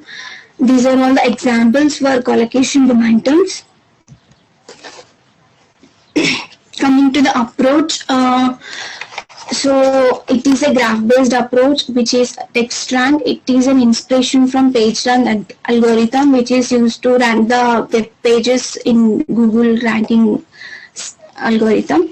So we implemented that text rank for extracting domain-specific terms, and for these domains like computer science, chemistry, and law, etc. So we have a extra post-processing step that to remove the noise.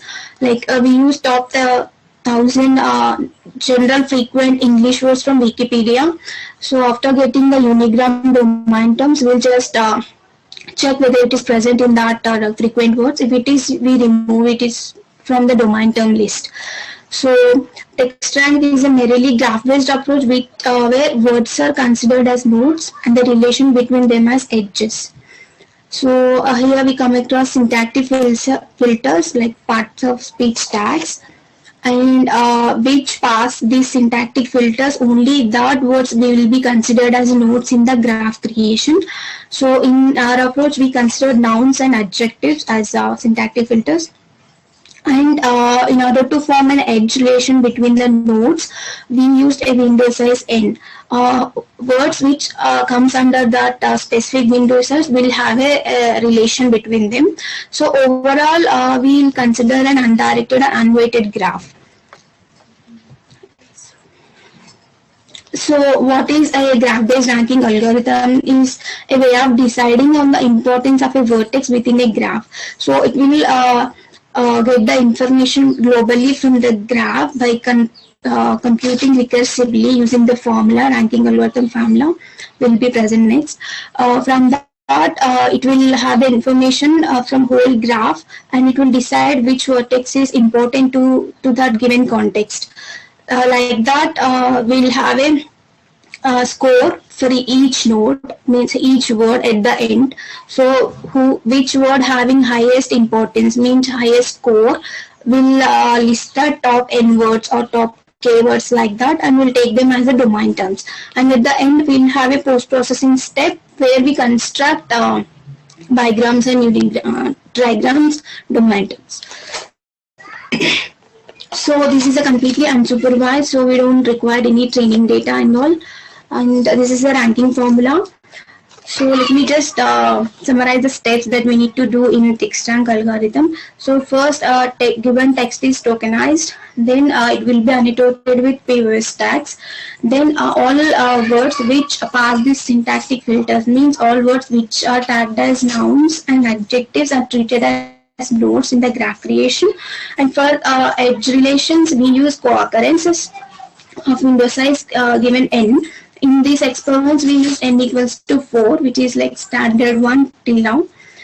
And using this ranking formula, we'll iterate for 10 to 20 iterations, and at the end, we'll get the scores for each vertex. Here in this formula, we'll have out of and in, which is in degree and out degree of vertices, but in our case, it is completely undirected, unweighted. So in and out is same for each vertex. So using this, we'll get the scores for each vertex, and we'll list the descending order of descending order of the scores to the vertices, so that we'll get the vertices on top which are having high score, means which are important for that text. Then we'll take top keywords. Here K can be like arbitrarily chosen. So from the literature survey and all, we adapted K as in, like, let's say n is the total number of nodes that are present in the graph. We took K as n by 3. So up to n by 3, we can take words as the domain terms. Then after getting the domain terms in as unigrams, Then we'll mark them in the given text, and whoever present, whichever word present side by side, we'll get that as a n-gram domain terms for multi-word domain terms. So like this, we evaluate this approach on data provided by ICON TermTraction shared task for 4 domains: biochemistry, communication, computer science, and law. Each domain contains files with text related to that domain, and there are like a minimum 10 files to maximum 16 files in each domain, and different domains are there in files are differing from 10 files to maximum 16 files, and we did our experiments on individual files only, like we'll get the individual file, for that only we'll provide the terms. Okay. Like if you see the results, we presented only for biochemistry. The pattern is same for all other domains as well. So basically we are getting high recall compared to the precision. So with this we can tell that our algorithm is extracting domain specific term efficiently, and most of the terms like we are extracting is relevant, means mostly we are extracting domain terms only. So, and we plan to extend this for other languages as well, because this algorithm is not at all dependent on any resources except the POS tagger. So yeah, we want to extend this to other Indian languages, and we want to improve this using some other edge relationships. Like we did here only co-occurrences. There are some other approaches as well, like semantic relationship between the words can be an edge weight. We can use that as well. Like that we were improving. So overall, this is giving good results, extracting nice domain terms. Not only the unigram, it is also extracting higher order n-grams like bigram, trigrams as well. Yeah, this is about this paper. Thank you. Any questions? Yeah. Are there any questions from the participants?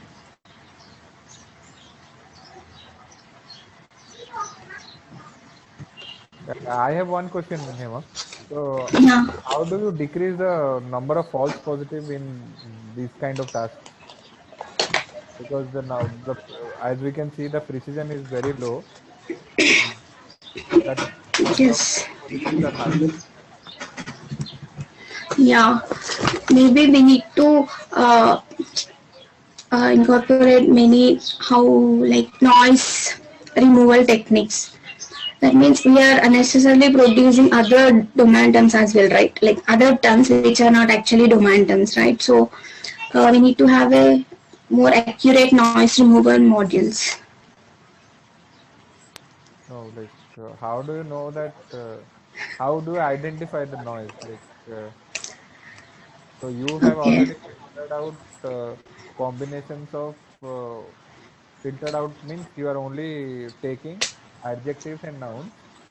Yes. So how do you identify which noun chunk is going to be a noise? Okay.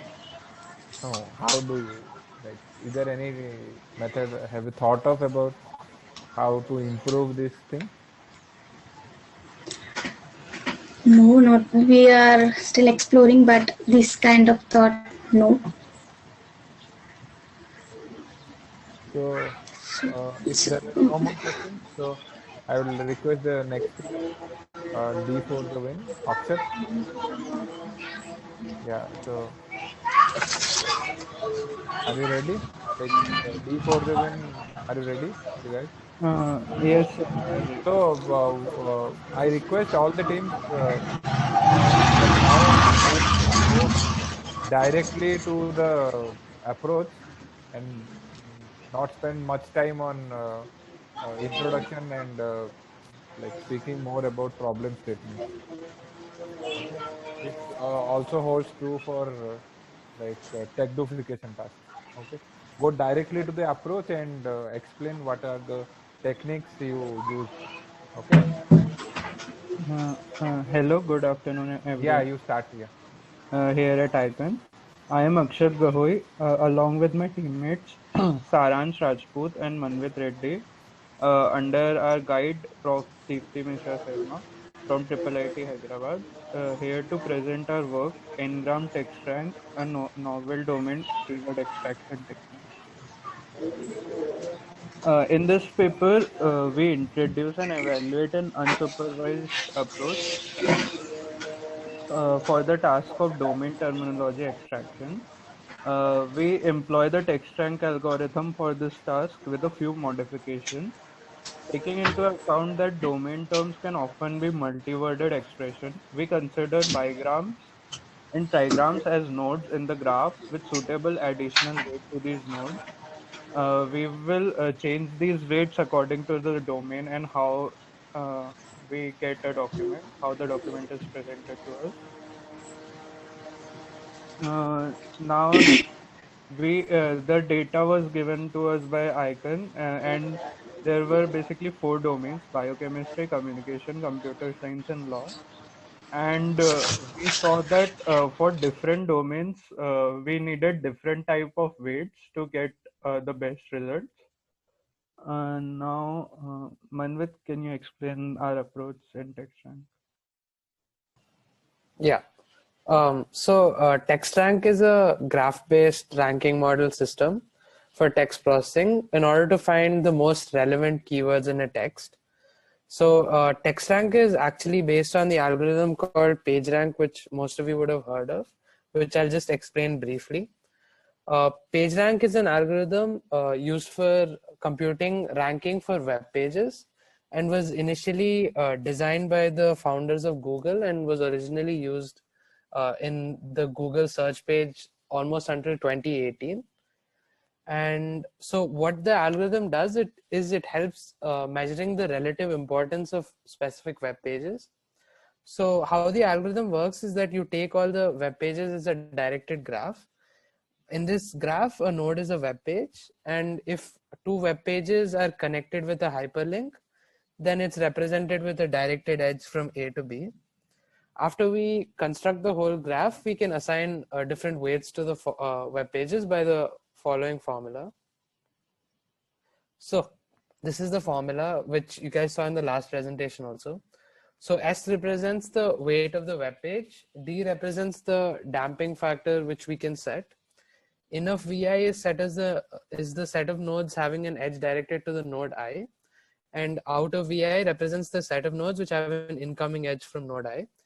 But obviously in text, both the in and the out will be the same because we will be considering a window size, where if you have a word, then like a window size of 5 means that you look 5 words to the left and right and consider these to be part of the network.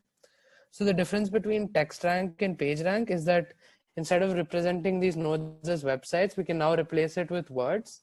And in our model, we also represent it with bigrams and trigrams to create a network of words and assign weights to each word. And also what is novel is that if we just take bigrams having the same formula, our bigrams and trigrams won't really show up. So for bigrams and trigrams, we added a special weight to help showcase those as well as part of the domain keywords. Saransh, you can continue. So we begin with a document. We first split it into sentences on the basis of punctuation, end of sentence punctuation. And then these sentences are tokenized using the Spacy tokenizer. After they're tokenized, we remove the stop words using the Spacy list. And we also remove some general domain list terminology using a custom list. This can further be pause tagged. We observed that much of the domain terminology lied in noun, verb, and adverb classes. So we pause tag the data and we filter out only the noun. We take only the noun, verb, and adverb classes.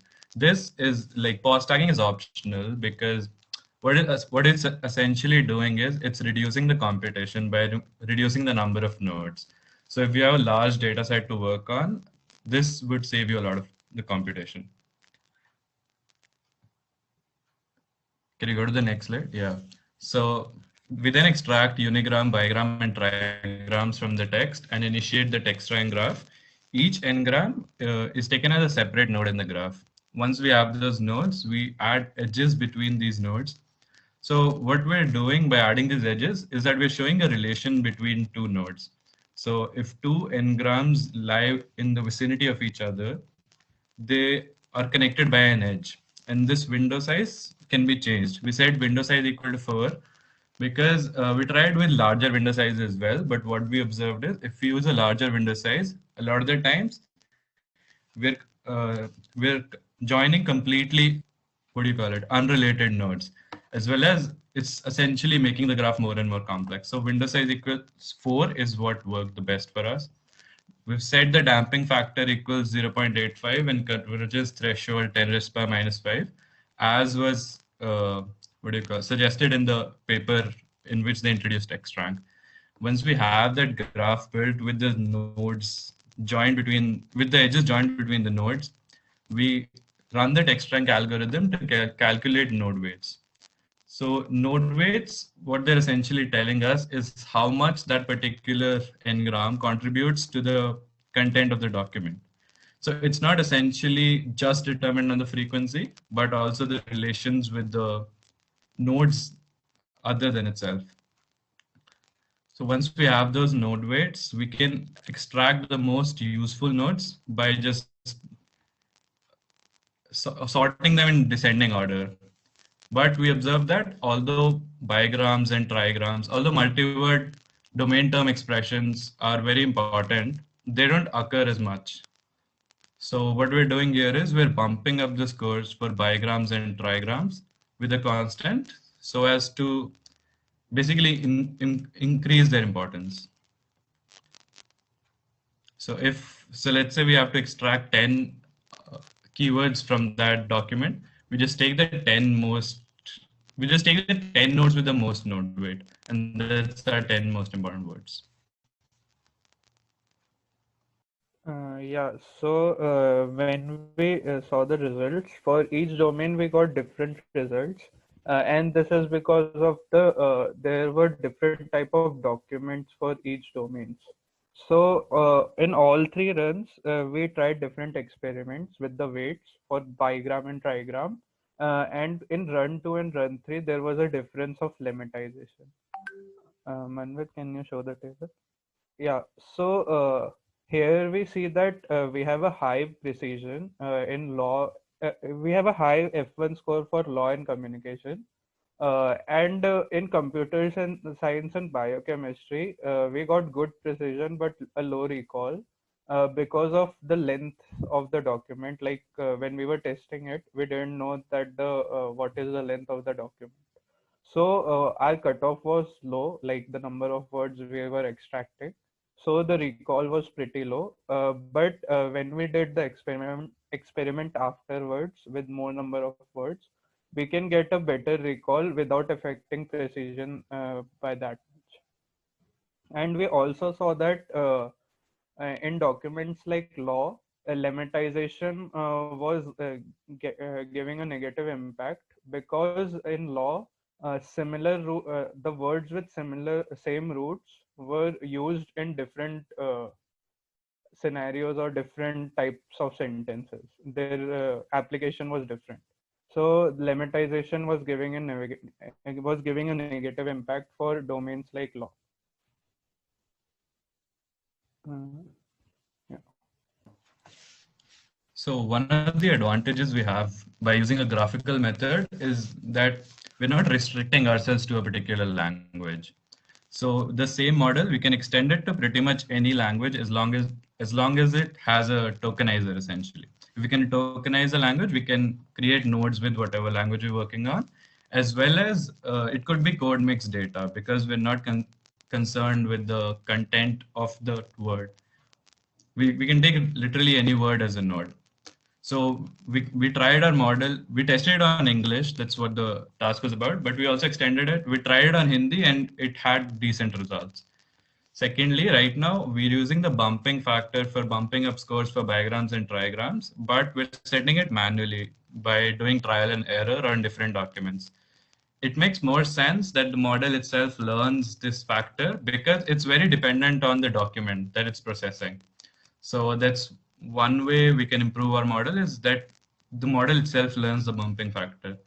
Another thing we could do is, right now we're outputting the n nodes with the most node weight, which essentially isn't very good. What we could do is we could get a threshold of, if a node has weight greater than this threshold, it's important to the domain. So another way to improve the model is the model should itself be able to get that score, to learn that score, that if a node has weight greater than this score, then it should be considered a domain term.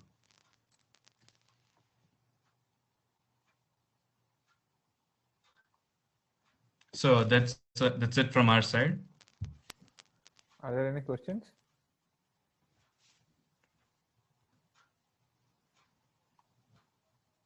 Yeah, I have one question. Like, can you go back to the table for result? So what does the table represent? Because these are not the test scores. Or are you outputting the best score you got in all the domains? We are outputting the best score. Okay, like outputting the best. Like you were given multiple files. You did not take the average. Yeah, we are outputting the best score, but the files are like the collection it is for the same file. Okay. Yeah, no, I was asking like the best score. Like you were given 10 files. You only for the top. You took the best one. For run one, what was our best score? Okay, for okay, got it. Yeah. So, any more questions?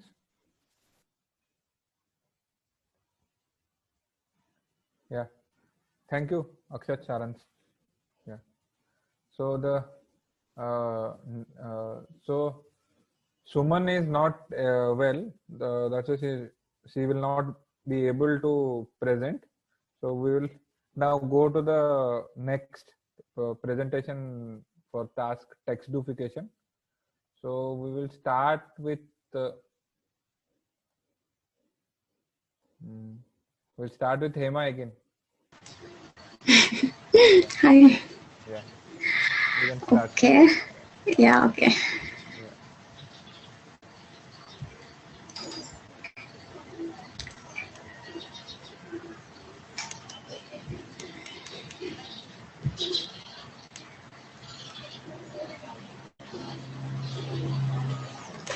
Yeah.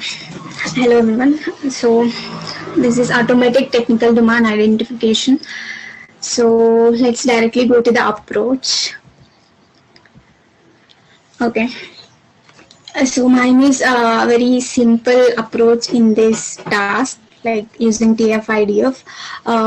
Basically, we frame this technical domain identification as a text classification problem, right? Like assigning predefined tags to the given text. Like here in this case, computer science, etc. Okay, let me go to the previous slide. So, yeah. So the task has two subtasks, like coarse-grained and fine-grained. We did our experiments on icon TechDOfication shade task for these languages: English, Bengali, Gujarati, Hindi, Malayalam, Marathi, Tamil and Telugu. So for fine-grained only we have computer science domain in English. So the approach is we use term frequency and inverse document frequency to represent the text, and then use two machine learning algorithms, SGD and MLP. So we were interested to use other neural network models, so we started with these basic ones. So what is TF-IDF is the time frequency which rewards having high occurrence in a document words and penalize words appearing many times in a document collection. So basically the words which are rare in document collection but very frequent in a particular document will get high weight. So like it will get high weight to discriminative words in a document. And coming to the algorithms, we used SGD and MLP.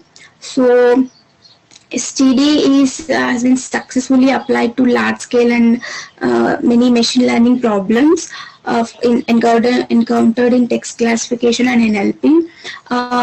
This can be alone be used as an optimizer in neural networks, but it can also act as a classifier for text classification using different loss functions. So we implemented these models using scikit-learn only. We didn't implemented it from scratch. So yeah, next is multi-layer perceptron. It is obviously the idea is of neural networks. It trains iteratively at each time step, and that loss will be calculated, and we update the parameters like how a neural network works. So it can contain at least 3 layers. Yeah, we just use these two algorithms on dataset provided by ICON. We presented that accuracy, precision, and recall for all the tests. So this is like generalized one. TF-IDF also won't require any language-dependent resources. Like whatever data we get, it will extract the weights of words from that data only. So it is very generic one. If you see the data statistics in number of sentences for the languages, train, development, and test data, and results of SGD and results of MLP. So if we compare, MLP is giving better compared to SGD, but it is performing good for English only. Like coming to the Telugu and like other Indian languages, it is performing not good. That means there is a need to improve on these languages. So we'll be doing in the future on these. Yeah, we are exploring other approaches. So we want to use deep learning techniques as an initial preliminary step. We used NLP. Then we'll be using other feature extraction methods as well. Yeah, thanks. Any questions? I don't think. Yeah. So Hema, I have 2 questions. Like so, in sklearn TF-IDF, when you are vectorizing, are you using only word TF-IDF? Yes. Yes. Okay. Okay. So you did not use any character TF-IDF? No, I used only word TF-IDF. So were there any like the constraints of using only these 2 types of algorithms, SGD and MLP? No, like thought of implementing deep learning techniques like neural network based.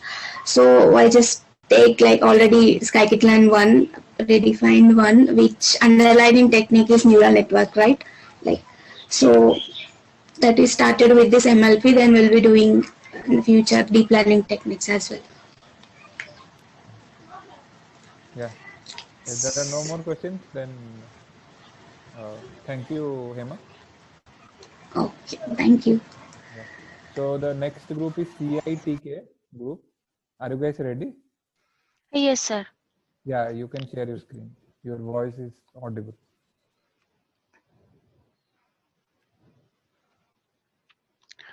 Sir, hopefully you can see the PPT. Yeah. Okay. Yes.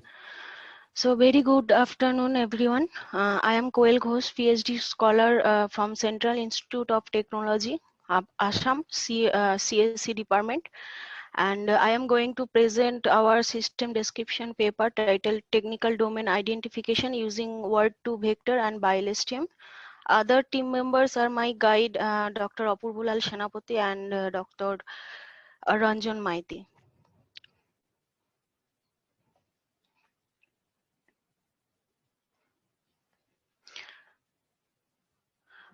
So the task is organized by ICON 2020 named TechDOfication 2020, technical domain identification. The task is to identify the technical domain of a given text in specified languages like English, Bangla, Gujarati, etc. So mainly text are given in a TSV file along with the labels in the training and the as a training and the dev set. We need to find out the labels for the given test set.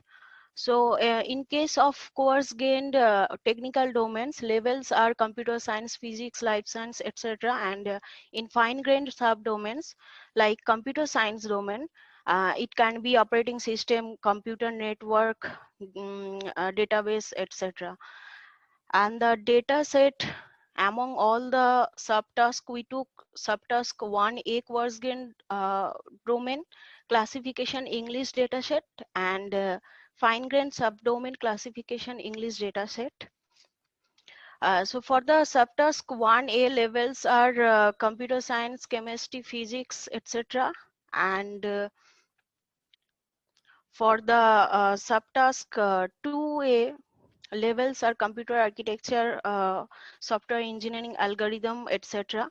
So table says a number of text are in the training set, dev set, and test set, and 5 domains are there. And in case of subtask 2A, table the same thing is there, and the 7 subdomains are there for the subtask 2A. From these statistics, we can see that for the both task, domain corresponding text are almost evenly distributed. So here actually we use simple word to vector and BiLSTM to predict the level. So here we use deep neural network with word to vector, and the entire methodology of this approach has 2 phases. That is the training of word to vector skip-gram model on the datasets to get the vocabulary, and then the neural network is used for the classification. And before that we clean the data. That means the pre-processing of the data. And here is the what steps we followed in pre-processing of data, that is converting the text into lowercase and removing the punctuation and the number, remove the stop words, remove frequent words which are not listed in the stop words, and tokenize the sentences into words, and lemmatize the sentences. That means the inflectional forms of each word, we reduce that and convert them into the common root. And we remove the short string like whose length is less than 2. We remove all of them, and we did it using the natural language toolkit NLTK. And then we encode the labels. We encode the labels which are actually string, and we encode them into unique numbers like this way, which is in a slide. After that we use word embedding.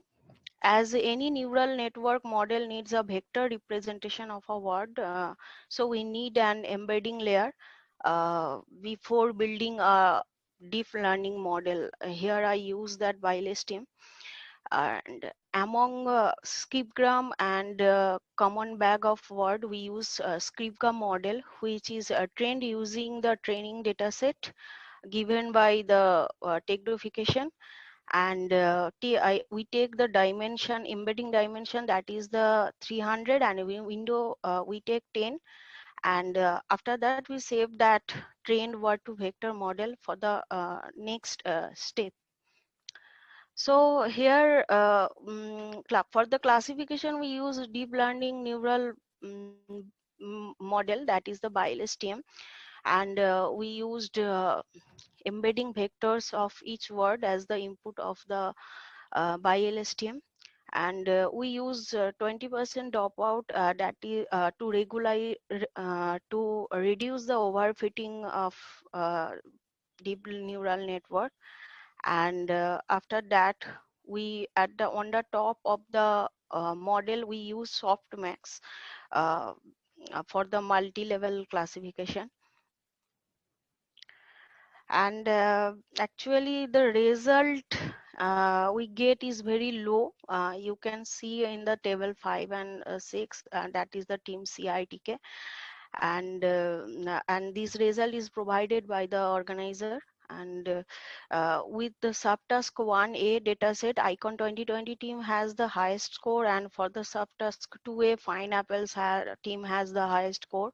And in table 3 and 4, I provide the domain based scores. And now moving to the next slide, in the conclusion, I want to say that whatever I faced during this task, right, after applying pre-processing of the text of subtask task 2A dataset, we get maximum sentence length that is 266, but other text are not that long except this one.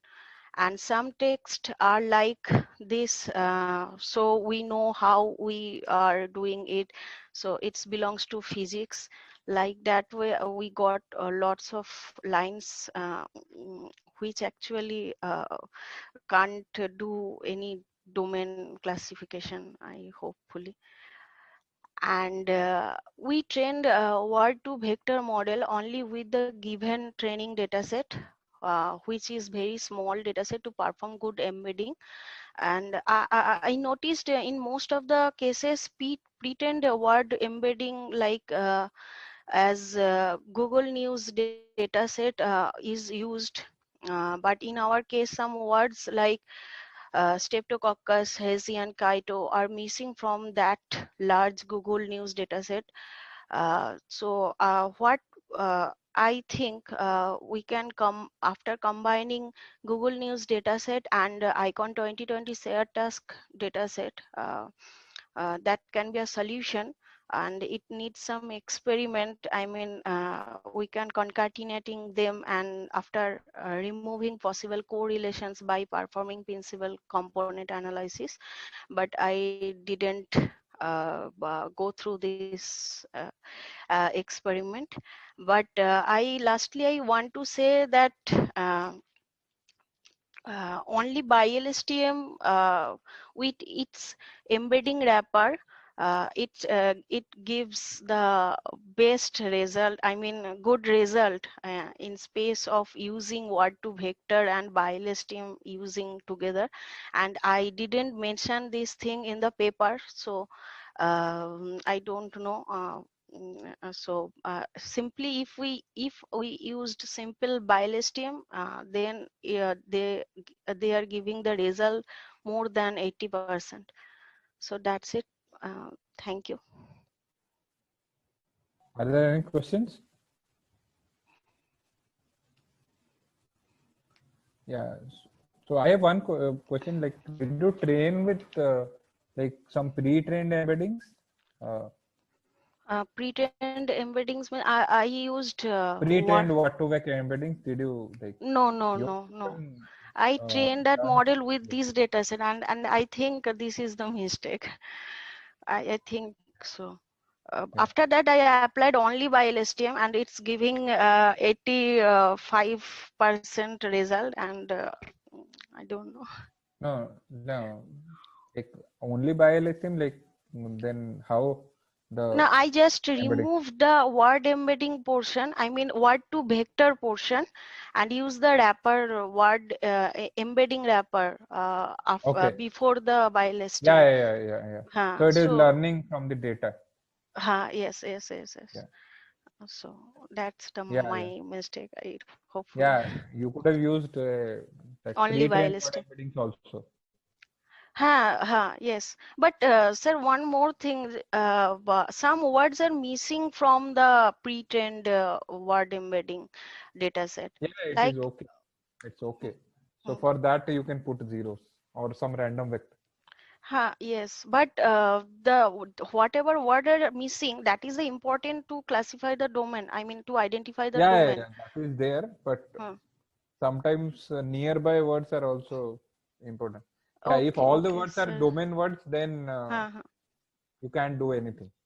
Okay, sir. Thank you, Yeah. sir. Okay. So the next team is IIT KGP's team. Yes. So are you guys ready? Hello? Yes. Yeah, you can share your screen. Yeah. Yes, sir. Yeah.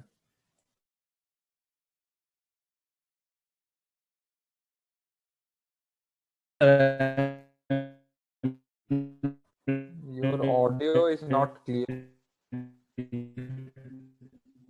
Yeah, we can see your presentation, but the audio is not that clear.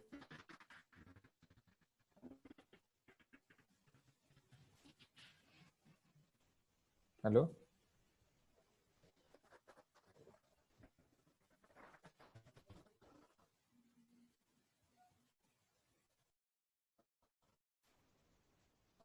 I am.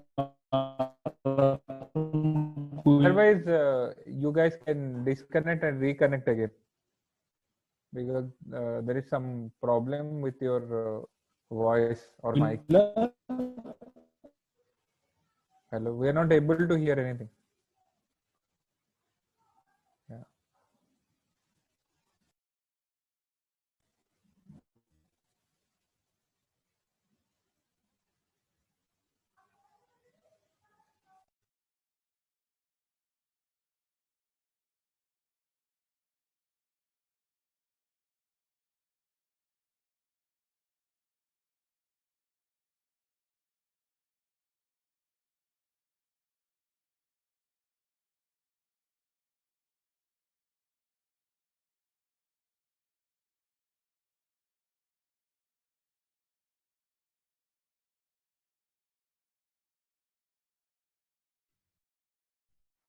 Hello, sir. Is it audible now? Yeah, it is much clearer. Okay. Yeah, So the task objective is to develop systems that automatically identify the technical. Please share your screen. Share your screen. Okay. Yeah.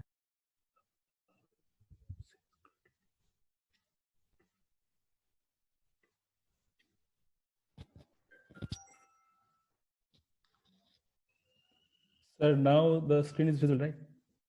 Yes. Okay. So we have take part in 4 subtasks. Subtask 1A, 1B, 1D, and 2A. 1A is based on course grain domain classification in English.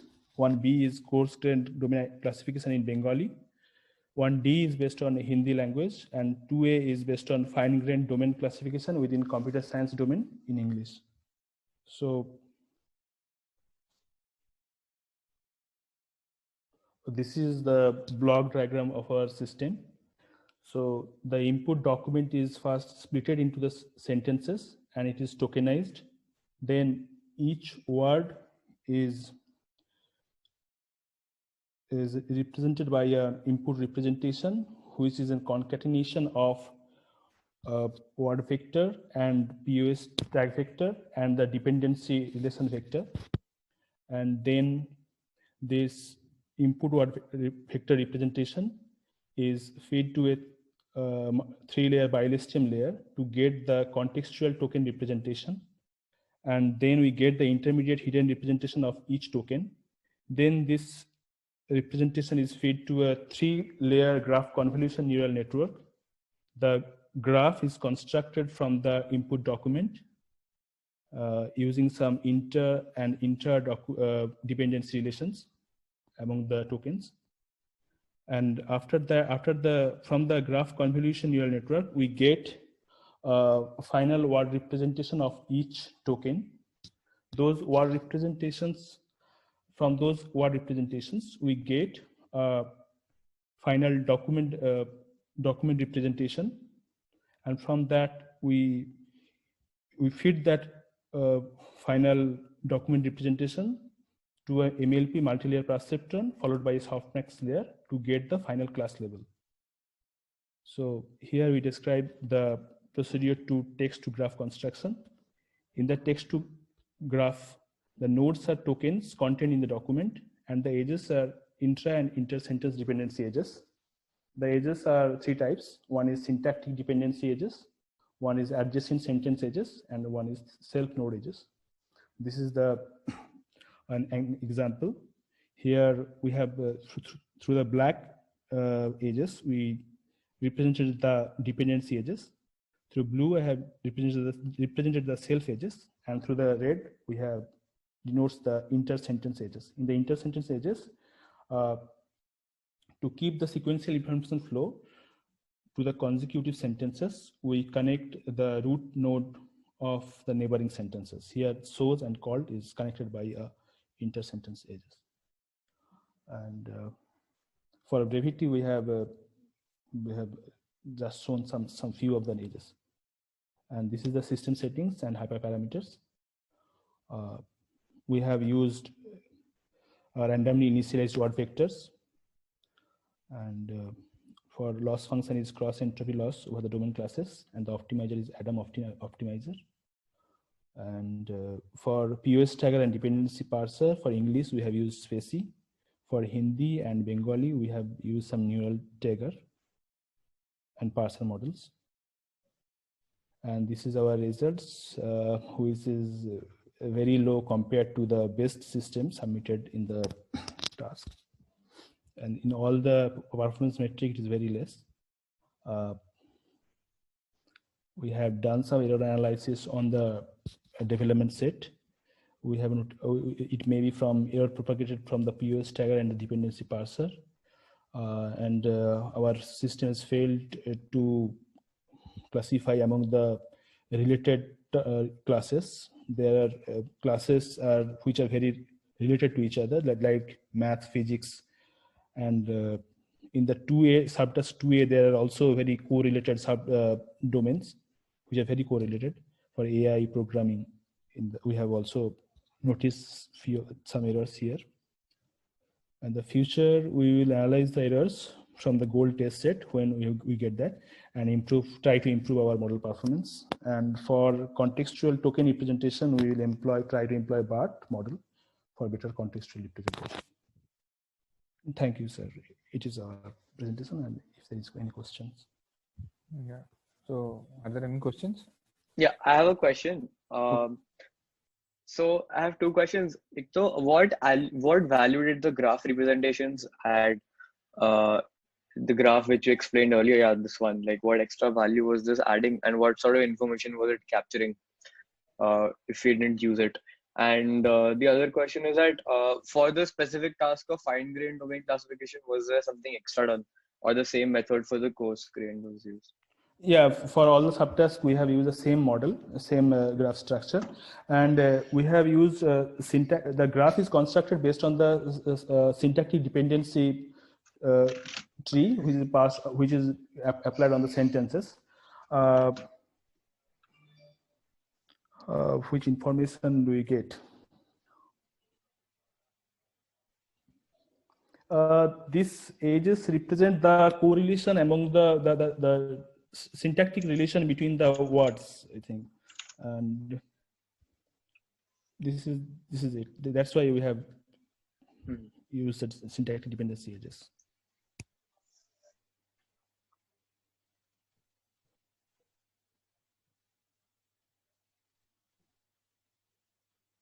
Yeah, you can unshare your screen. We'll go to the next. Thank you.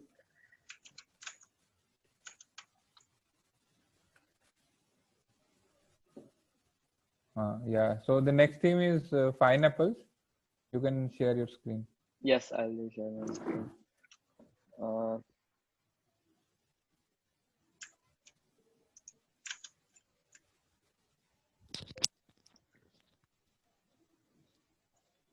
Okay, 1 second. Okay, so a bit of introduction. It was done by Akshat Gawai and I, Akshat Charger. We're from IIIT-Hyderabad, the LTRC there.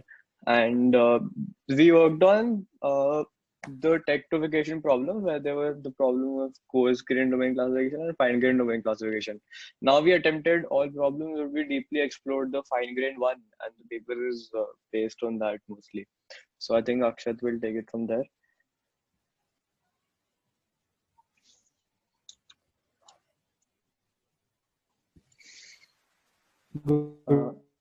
Akshat, go ahead.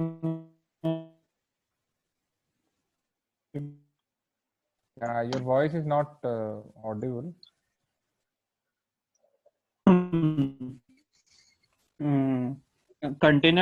Sorry. Hello. Yeah, it's audible now. You can start again.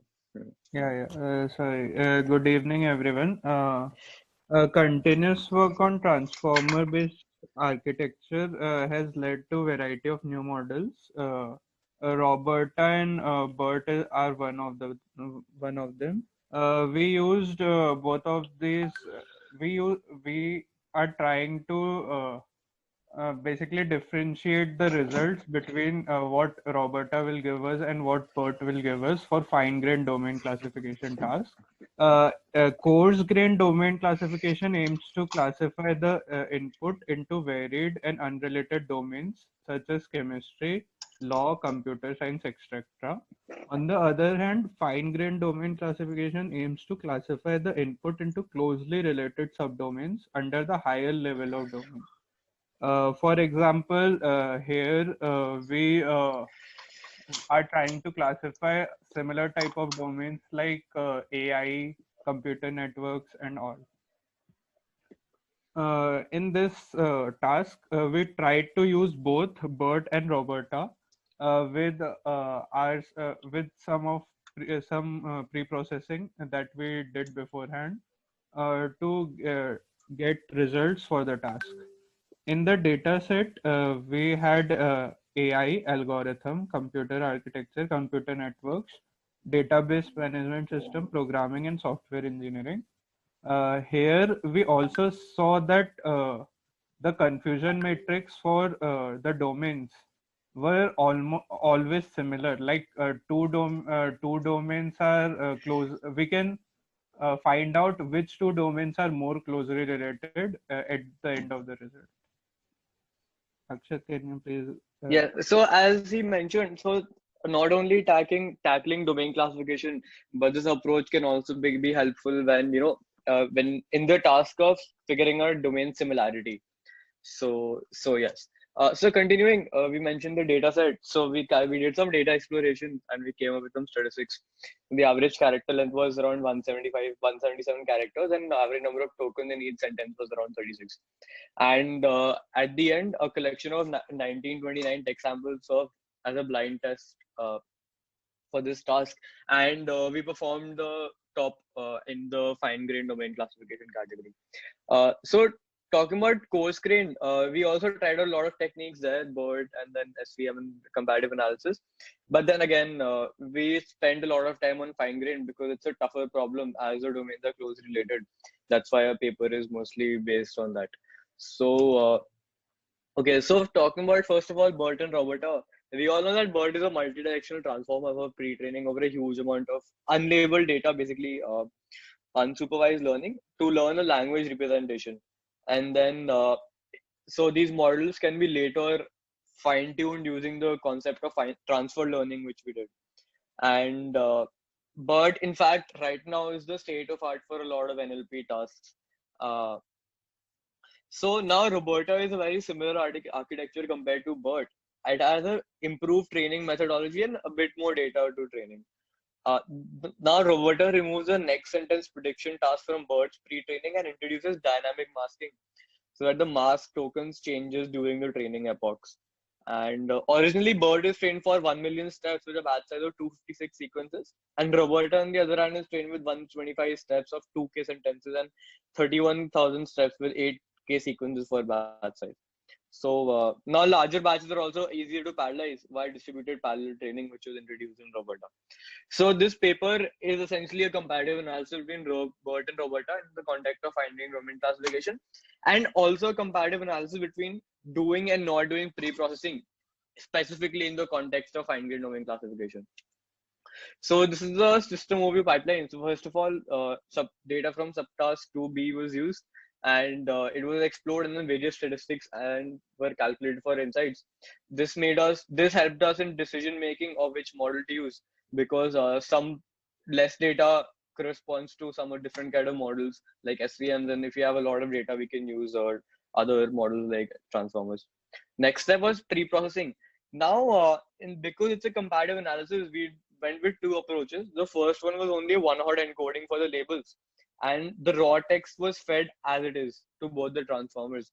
And the second step was we removed all the stop words, and then we came up with a list of top 20 tokens which were common across the entire dataset, and then we removed them.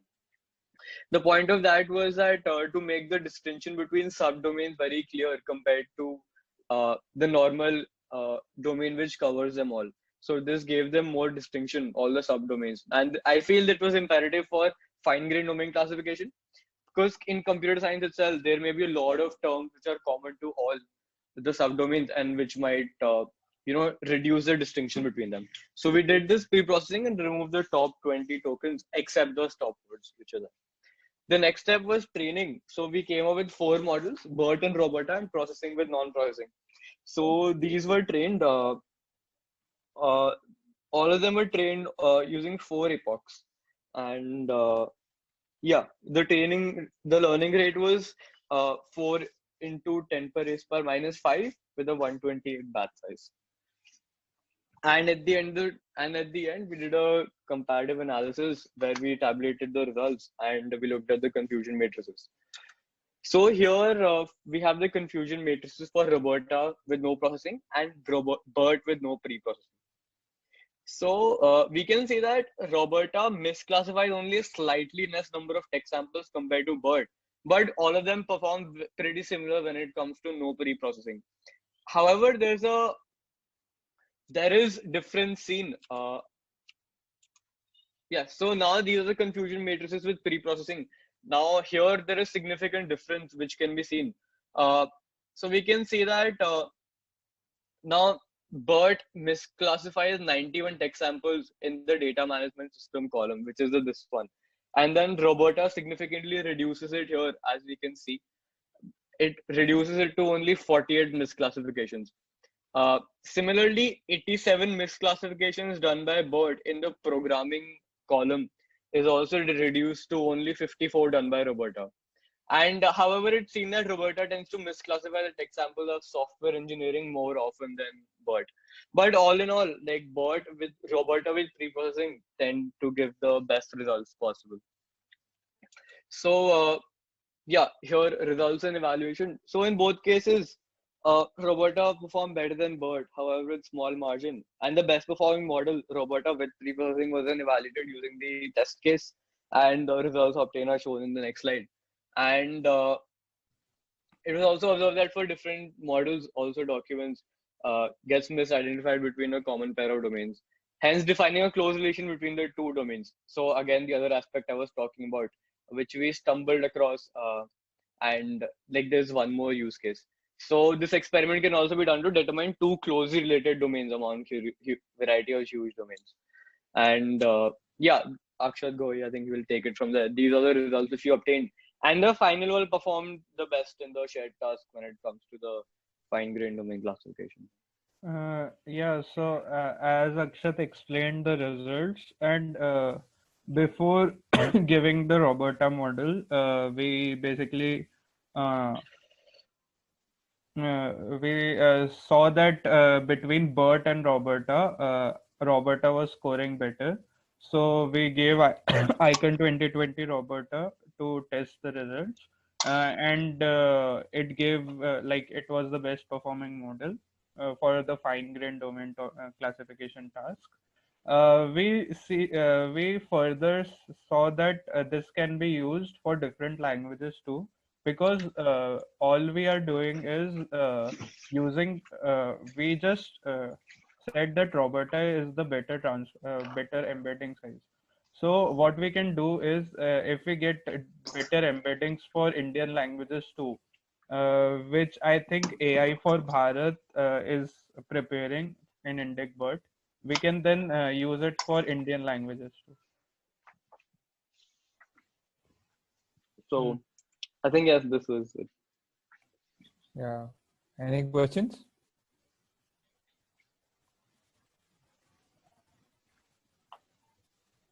Yeah, one question from my side, like, can you shed more light on why uncased models perform poorer than cased models?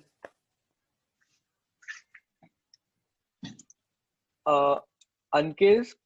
No, sir, it wasn't about uncased because like the version which we used with BERT was happened to be uncased, and the Roberta one was based. So like we didn't compare uncased at all.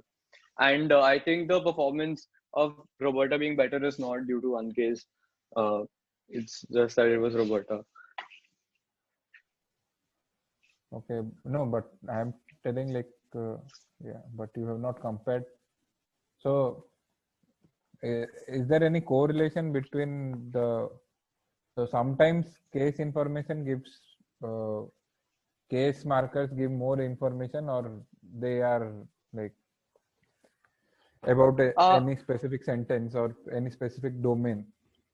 Okay, so I definitely agree that case markers can give more information because a lot of times the main word which are relevant to a specific domain and is represented of that domain is marked by a case. So in that case, the cases actually make a difference in identifying those specific words and in turn classifying them in the domain. It would be interesting to see like different models where casing is there, where like all of them lower everything is turned into lowercase. Like that comparison would be better. Yeah. Yes, sir, makes sense, definitely. So maybe we only did the comparison between pre-processing and processing. Like when we removed the top common words between all the domains, that's the only comparison we did in this step. Okay, thank you. Okay, hi, this is from Gupen from IIT-Patna. So, hello. Yes. So you said 4 batches. You guys used 4 batches only. So sorry, 4 epochs only. 4 epochs only. Yeah. So yeah. so you why only 4 epochs? Actually, I just want to understand, because I think when you're using a pre-trained model, so do you think that more epochs will hamper this? So 4 epochs usually, like we wanted to avoid overfitting, so we didn't want to train it for a lot of epochs, and then as you can see that the model performed 83 with 83 accuracy on the dev set and with 82 point something on the actual test set. So we are pretty happy because it didn't overfit. I didn't get epoch and overfitting. I didn't get actually. Sorry. So if we train it for more epochs on the same data, it tends to learn the data itself, right? And that's overfitting. And then on top of that, we had some resource constraints as well, because most of the work was done on Google Colab. So yeah, we thought that we tried it out with 3 epochs, 4 epochs, and because it took a lot of time to train, we stuck with 4 epochs, and that actually gave us pretty decent results. Okay, I thought overfitting and epochs have okay, it's okay. So, but overfitting and epoch are not much relatable actually. That's what I'm saying. If you train the model again and again with 100 epochs, right, it will tend to overfit more, right? So if you use the best model, like let's suppose I trained it for 1,000 epochs, and if I save the best model, so do you think that is the overfitted model? So best model on the dev. Let's suppose I trained the model for the 1,000 epochs, so and I just save the best model. So do you think that model is overfitted model? No, when we take the best model, then obviously not. So yeah, the 4 epochs. Coming back to the main question again, resource constraint, right? So most of the work was done on Google Colab. Yeah, Akshat, your point is noted. Like, yeah. So the next team is from like Mangalore University. So are you guys ready? Yeah. Hello. You can present. Yeah. I am Fazl Rahman from Mangalore University. I recently graduated my MSc from Mangalore University, and then participated in TechDOfication during ICON 2020. So first of all, I want to explain about our content. I wanted to explain about TechDOfication, but as many introduction and overview have been given during this presentation, I'm just avoiding to give a second introduction, and directly I'm going to my methodology and then data set and experiment and my future work. So I'm just skipping this slide. I'm not going to explain again about TechDOfication task and what happened, what are the overview and objective of that. Directly I want to go what we have done during TechDOfication. So we just consider technical domain identification as a domain-specific text classification. So we propose a three model, VC Ngram, VC fine-tune, and DL fine-tune that I'm going to explain what are this structure of these models. And we participated in all subtasks, nine subtasks and 8 languages. And we use features such as Ngrams and fine-tune vectors as a feature. First of all, I want to explain about VC Ngram, inspired by Kobilov, that explored many text classification, machine learning classifier for Uzbek language text, and used 3 different machine learning algorithm and classifiers such as Navy Bayes, decision tree, SVM, and random forest classifier, and also logistic regression. So we also use we just inspired of this paper, and we use this machine learning classifier and build ensemble classifier based on voting, and we configured hard voting. And also as we have seen during these papers are using Ngram for word level Ngram. We just use combined with the Ngram and gave this feature extracted feature we gave to contractorizer, and then we also transform our contractorizer to test data, and then we fed our training data set to Ngrams, and then based on voting classifier, based on hard voting, we predicted final tag based on VC Ngram voting classifier that using Ngrams. Also, we have a DL fine-tune that we are inspired by Leo 2017 paper that using word embedding as a feature, and also Joe 2016 that are using BiLSTM for classification. Then we merged both of them.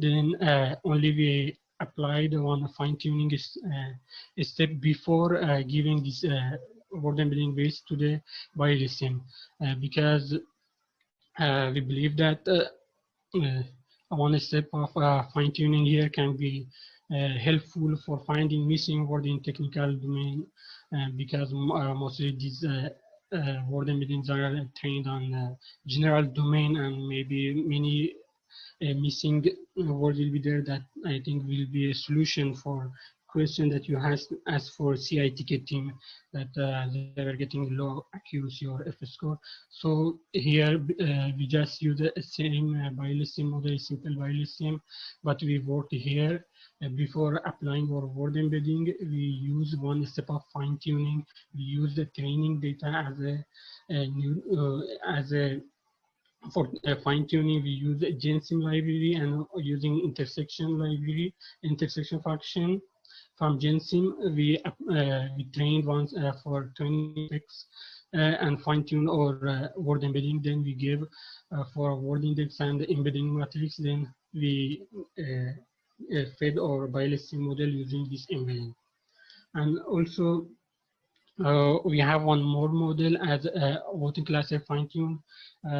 Similarly, we had a voting classifier. We just took a feature part from DL fine-tune. This means this part we fine-tune this word embedding and use this as feature for or ensemble model that we have used in VC Ngram. So similarly here also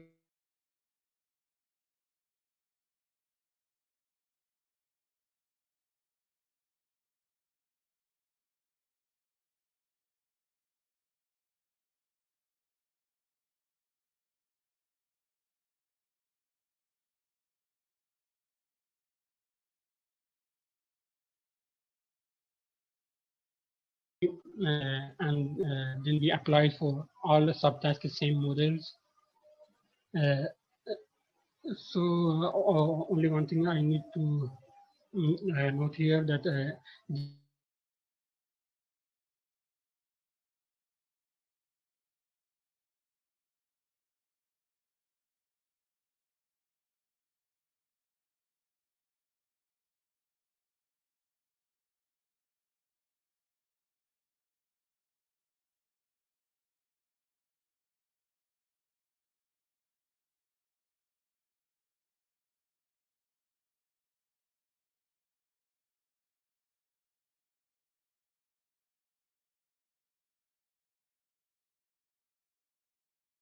result as here I have shown number of team and number of rounds submitted in each subtask and what position we have got here. You can see our model of DL fine-tune model, that is BiLSTM using fine-tuning or embedding got higher FS score among all teams, and also here for subtask 1E for Malayalam languages, also we got best performance. Also, what we noted here that whenever we are applying VC Ngram, it is getting much better accuracy and FS score compared to DL fine-tune, and this is what I was thinking. We could have submitted VC Ngram for this subtask, but due to time limitation and hardware problem, we were not able to do this. And also our in worst case, I think we have done in Gujarati, that I think this is because of our wrong submission, because for the development set, we are getting much better accuracy even for compared to other subtasks, but I think we have done some mistake during our submission. And at the future work, we are going to explore more feature and also feature selections and also different learning models, such as transfer learning. And these are some of the references that we have used in these slides. If any question, I can answer. Are there any questions?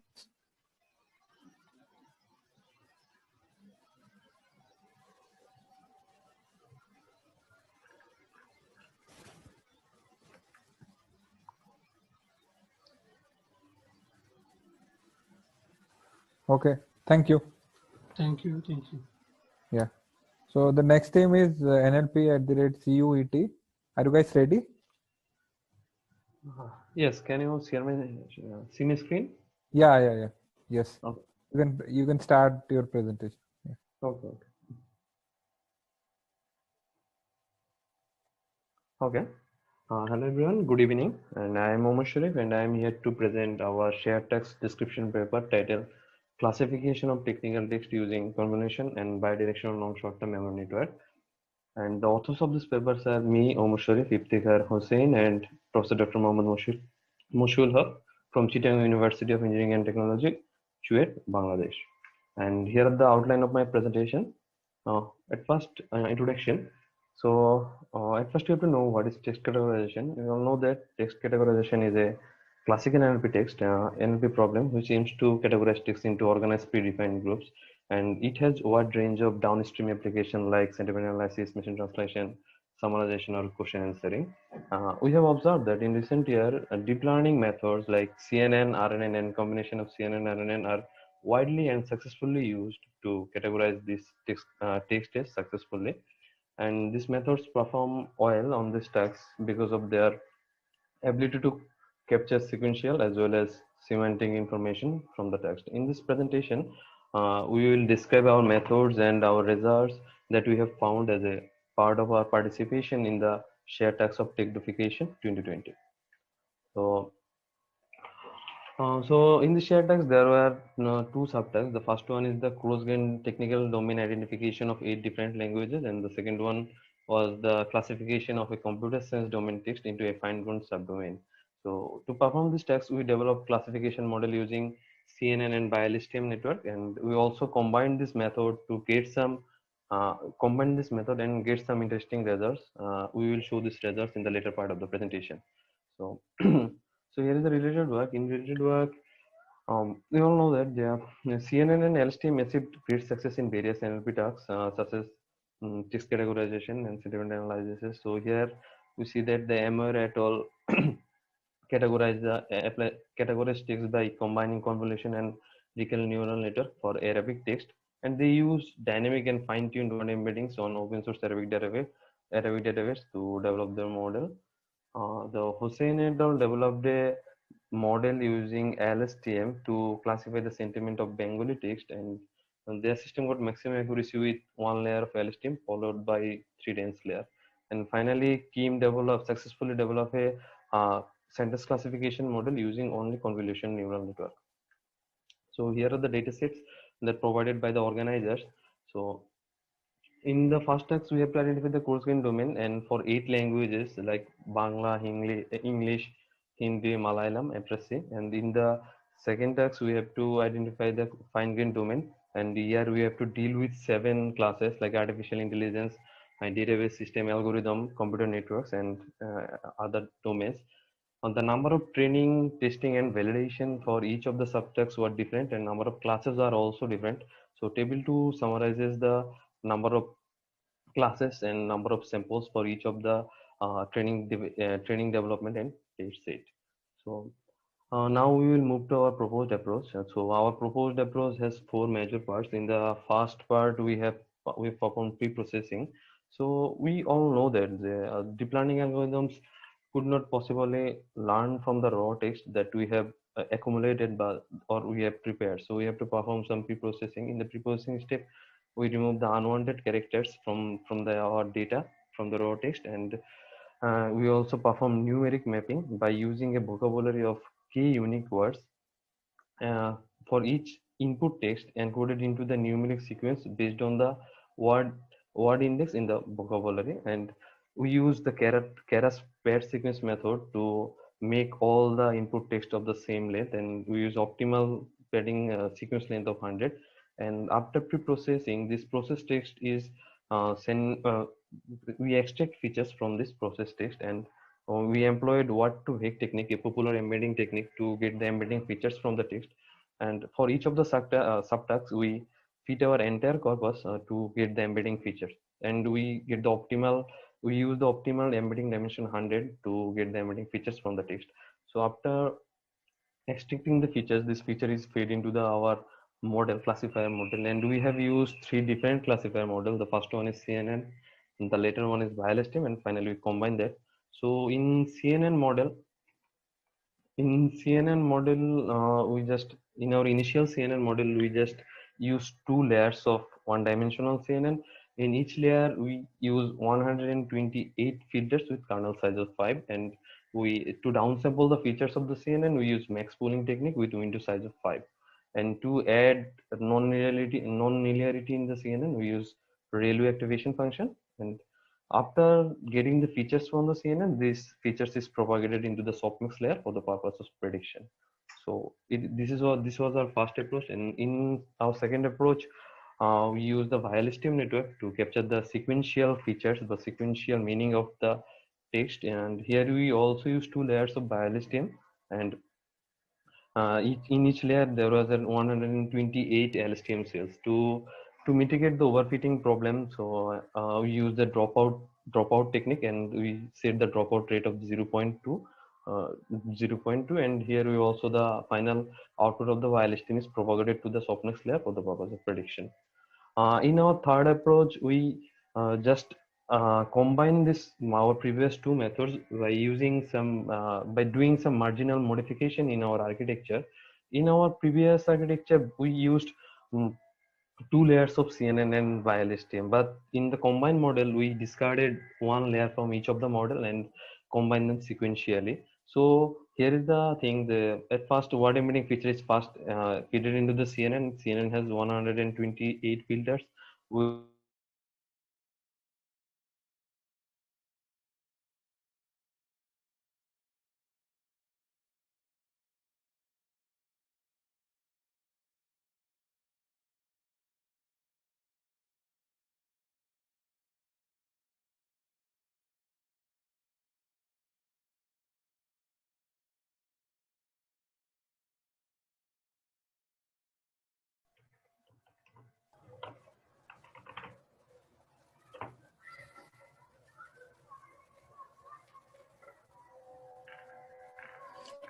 Yeah, I request next team to. Team is like SPPU, AKH. Yeah, yes, sir. We are there. Yeah, so you So can I'll just share your share my screen now. Yeah. Okay.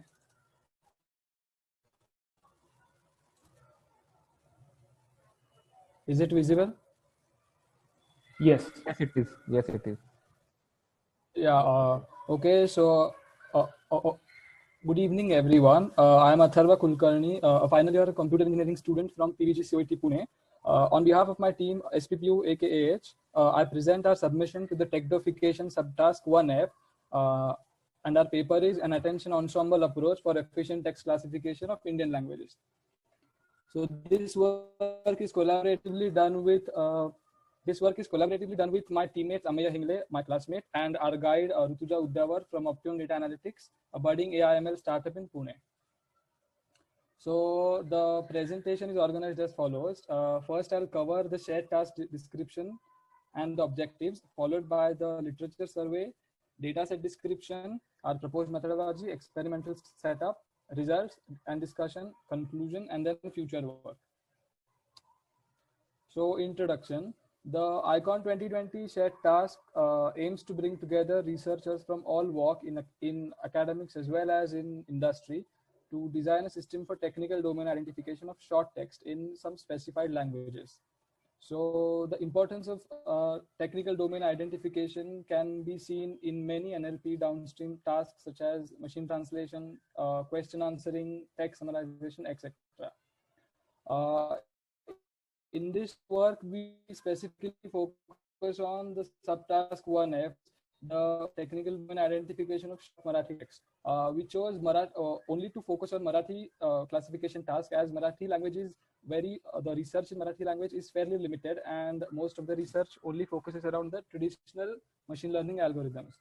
So we try to shed some light on how various deep learning algorithms and more specifically ensemble models can perform for Marathi text classification. So the literature survey. So for Marathi, most of the work has been focused on machine learning algorithms, as I've said, like logistic regression, naive Bayes, SVM, etc. And most of these algorithms need input in the feature-based format, like a bag of words or TF-IDF. So they do not incorporate the new word embedding features that the deep learning models avail.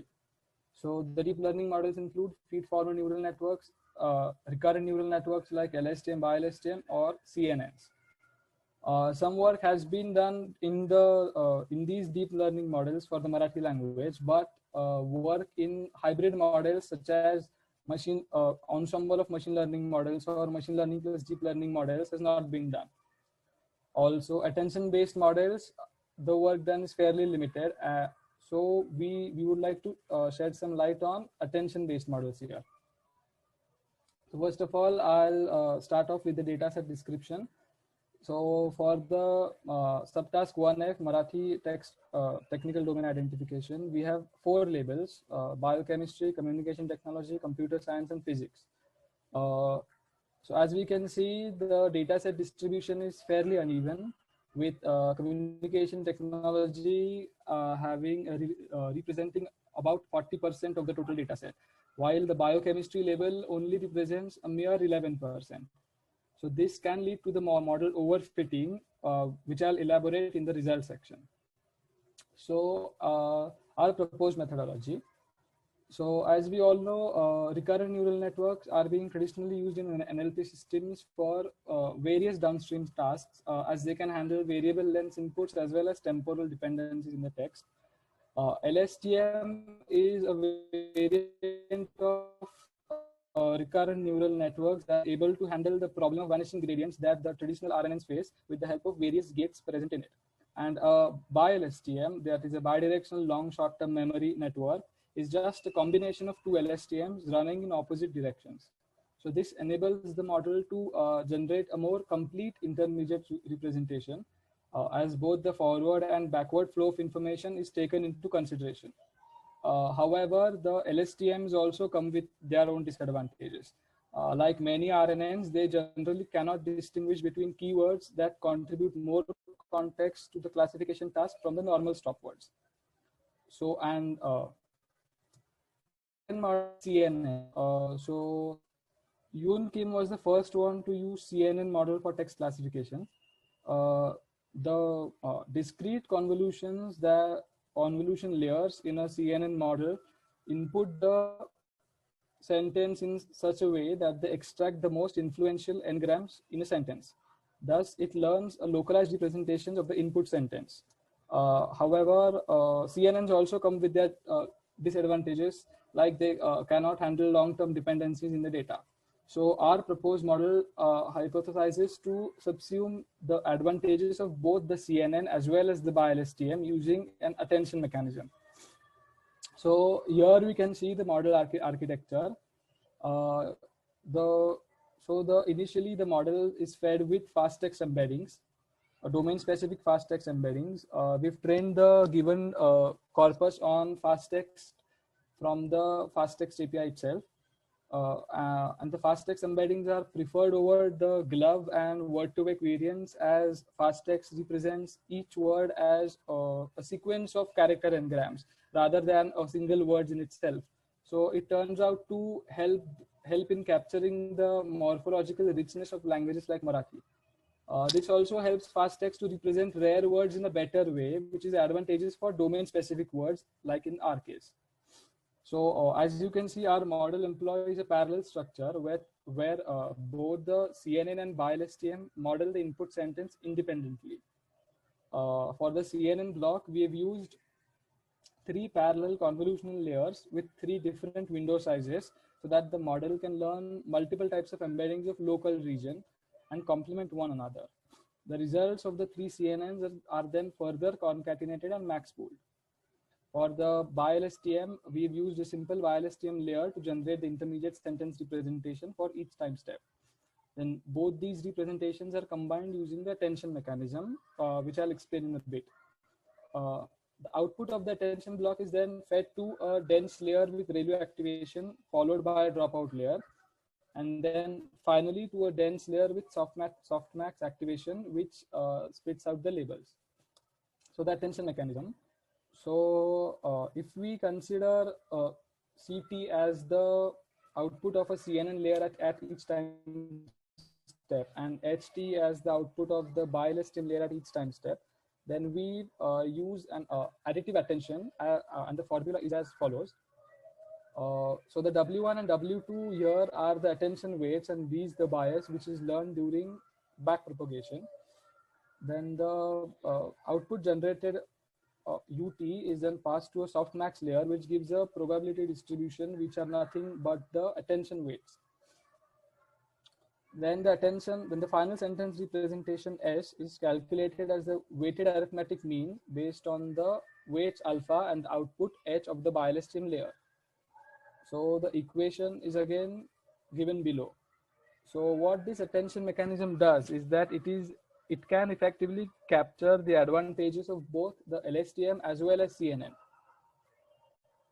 So so I'll elaborate on the experimental setup in more detail. Initially, our corpus undergoes the basic preprocessing steps of removing punctuations and extra spaces, and the labels are integer encoded. The entire corpus is trained on fast text word embeddings of 300 dimensions, and are trained for 50 epoch with a minimum total token count of 1 and 10 negative examples.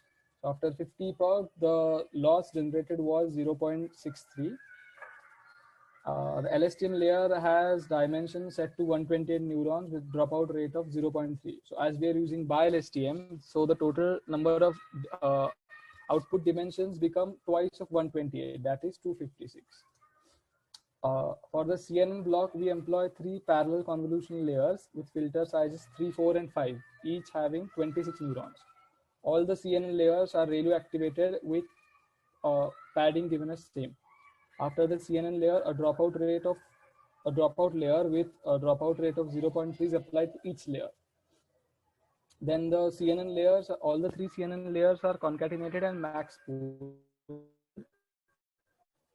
Then The model is trained end-to-end for 15 epochs with the Adam optimizer, sparse categorical cross entropy, as the labels are integer encoded with a learning rate of 0.001 and a mini batch size of 128. The best model is saved out of the for each epoch, and then the learning rate is reduced by a factor of 0.1 if the validation loss does not decrease after 2 successive epochs. All the code is done in TensorFlow and it is available at our repository. The link is given as follows.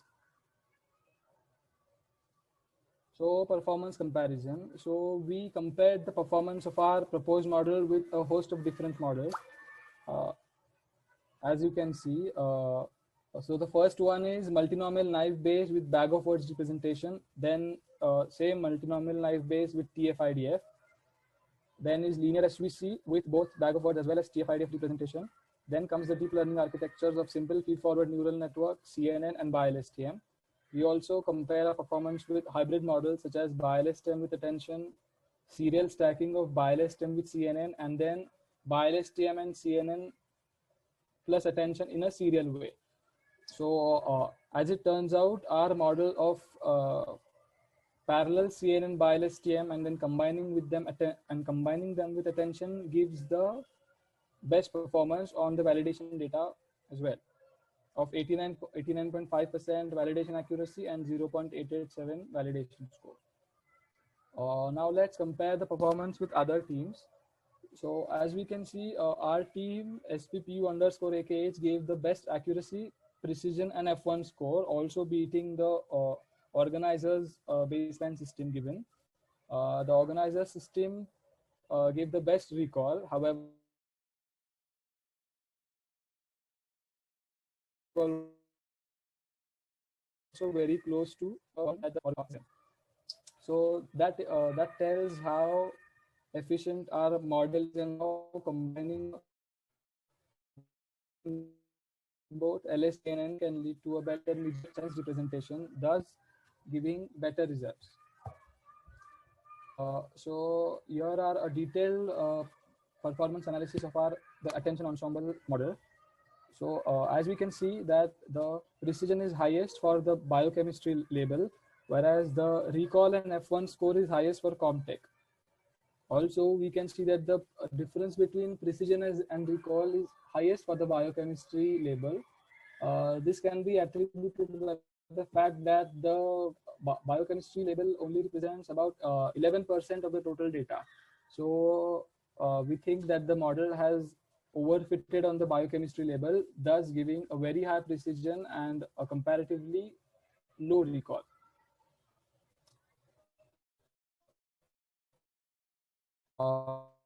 So findings and model outperformed baseline accuracy and weight for. It achieved CNN and BILSTM, thus reasserting the importance of combining both the structures. Also, the BILSTM with attention model is similar to the proposed model, but it ignores the context. Like it gives equal weightage to all the words. So as our proposed model outperforms the BILSTM with attention model, it proves the effectiveness of the CNN layer for providing context. Stacking a convolution layer over a BILSTM unit results in lower performance than the standalone BILSTM. So it can be inferred that combining CNN and BILSTM in a parallel way is much better than stacking them on top of one another. Also, the precision and recall for the labels communication technology, physics, and computer science are quite consistent.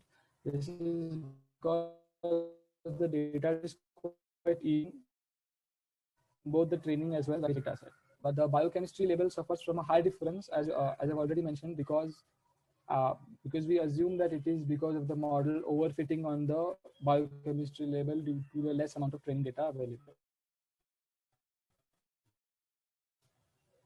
So conclusion to work.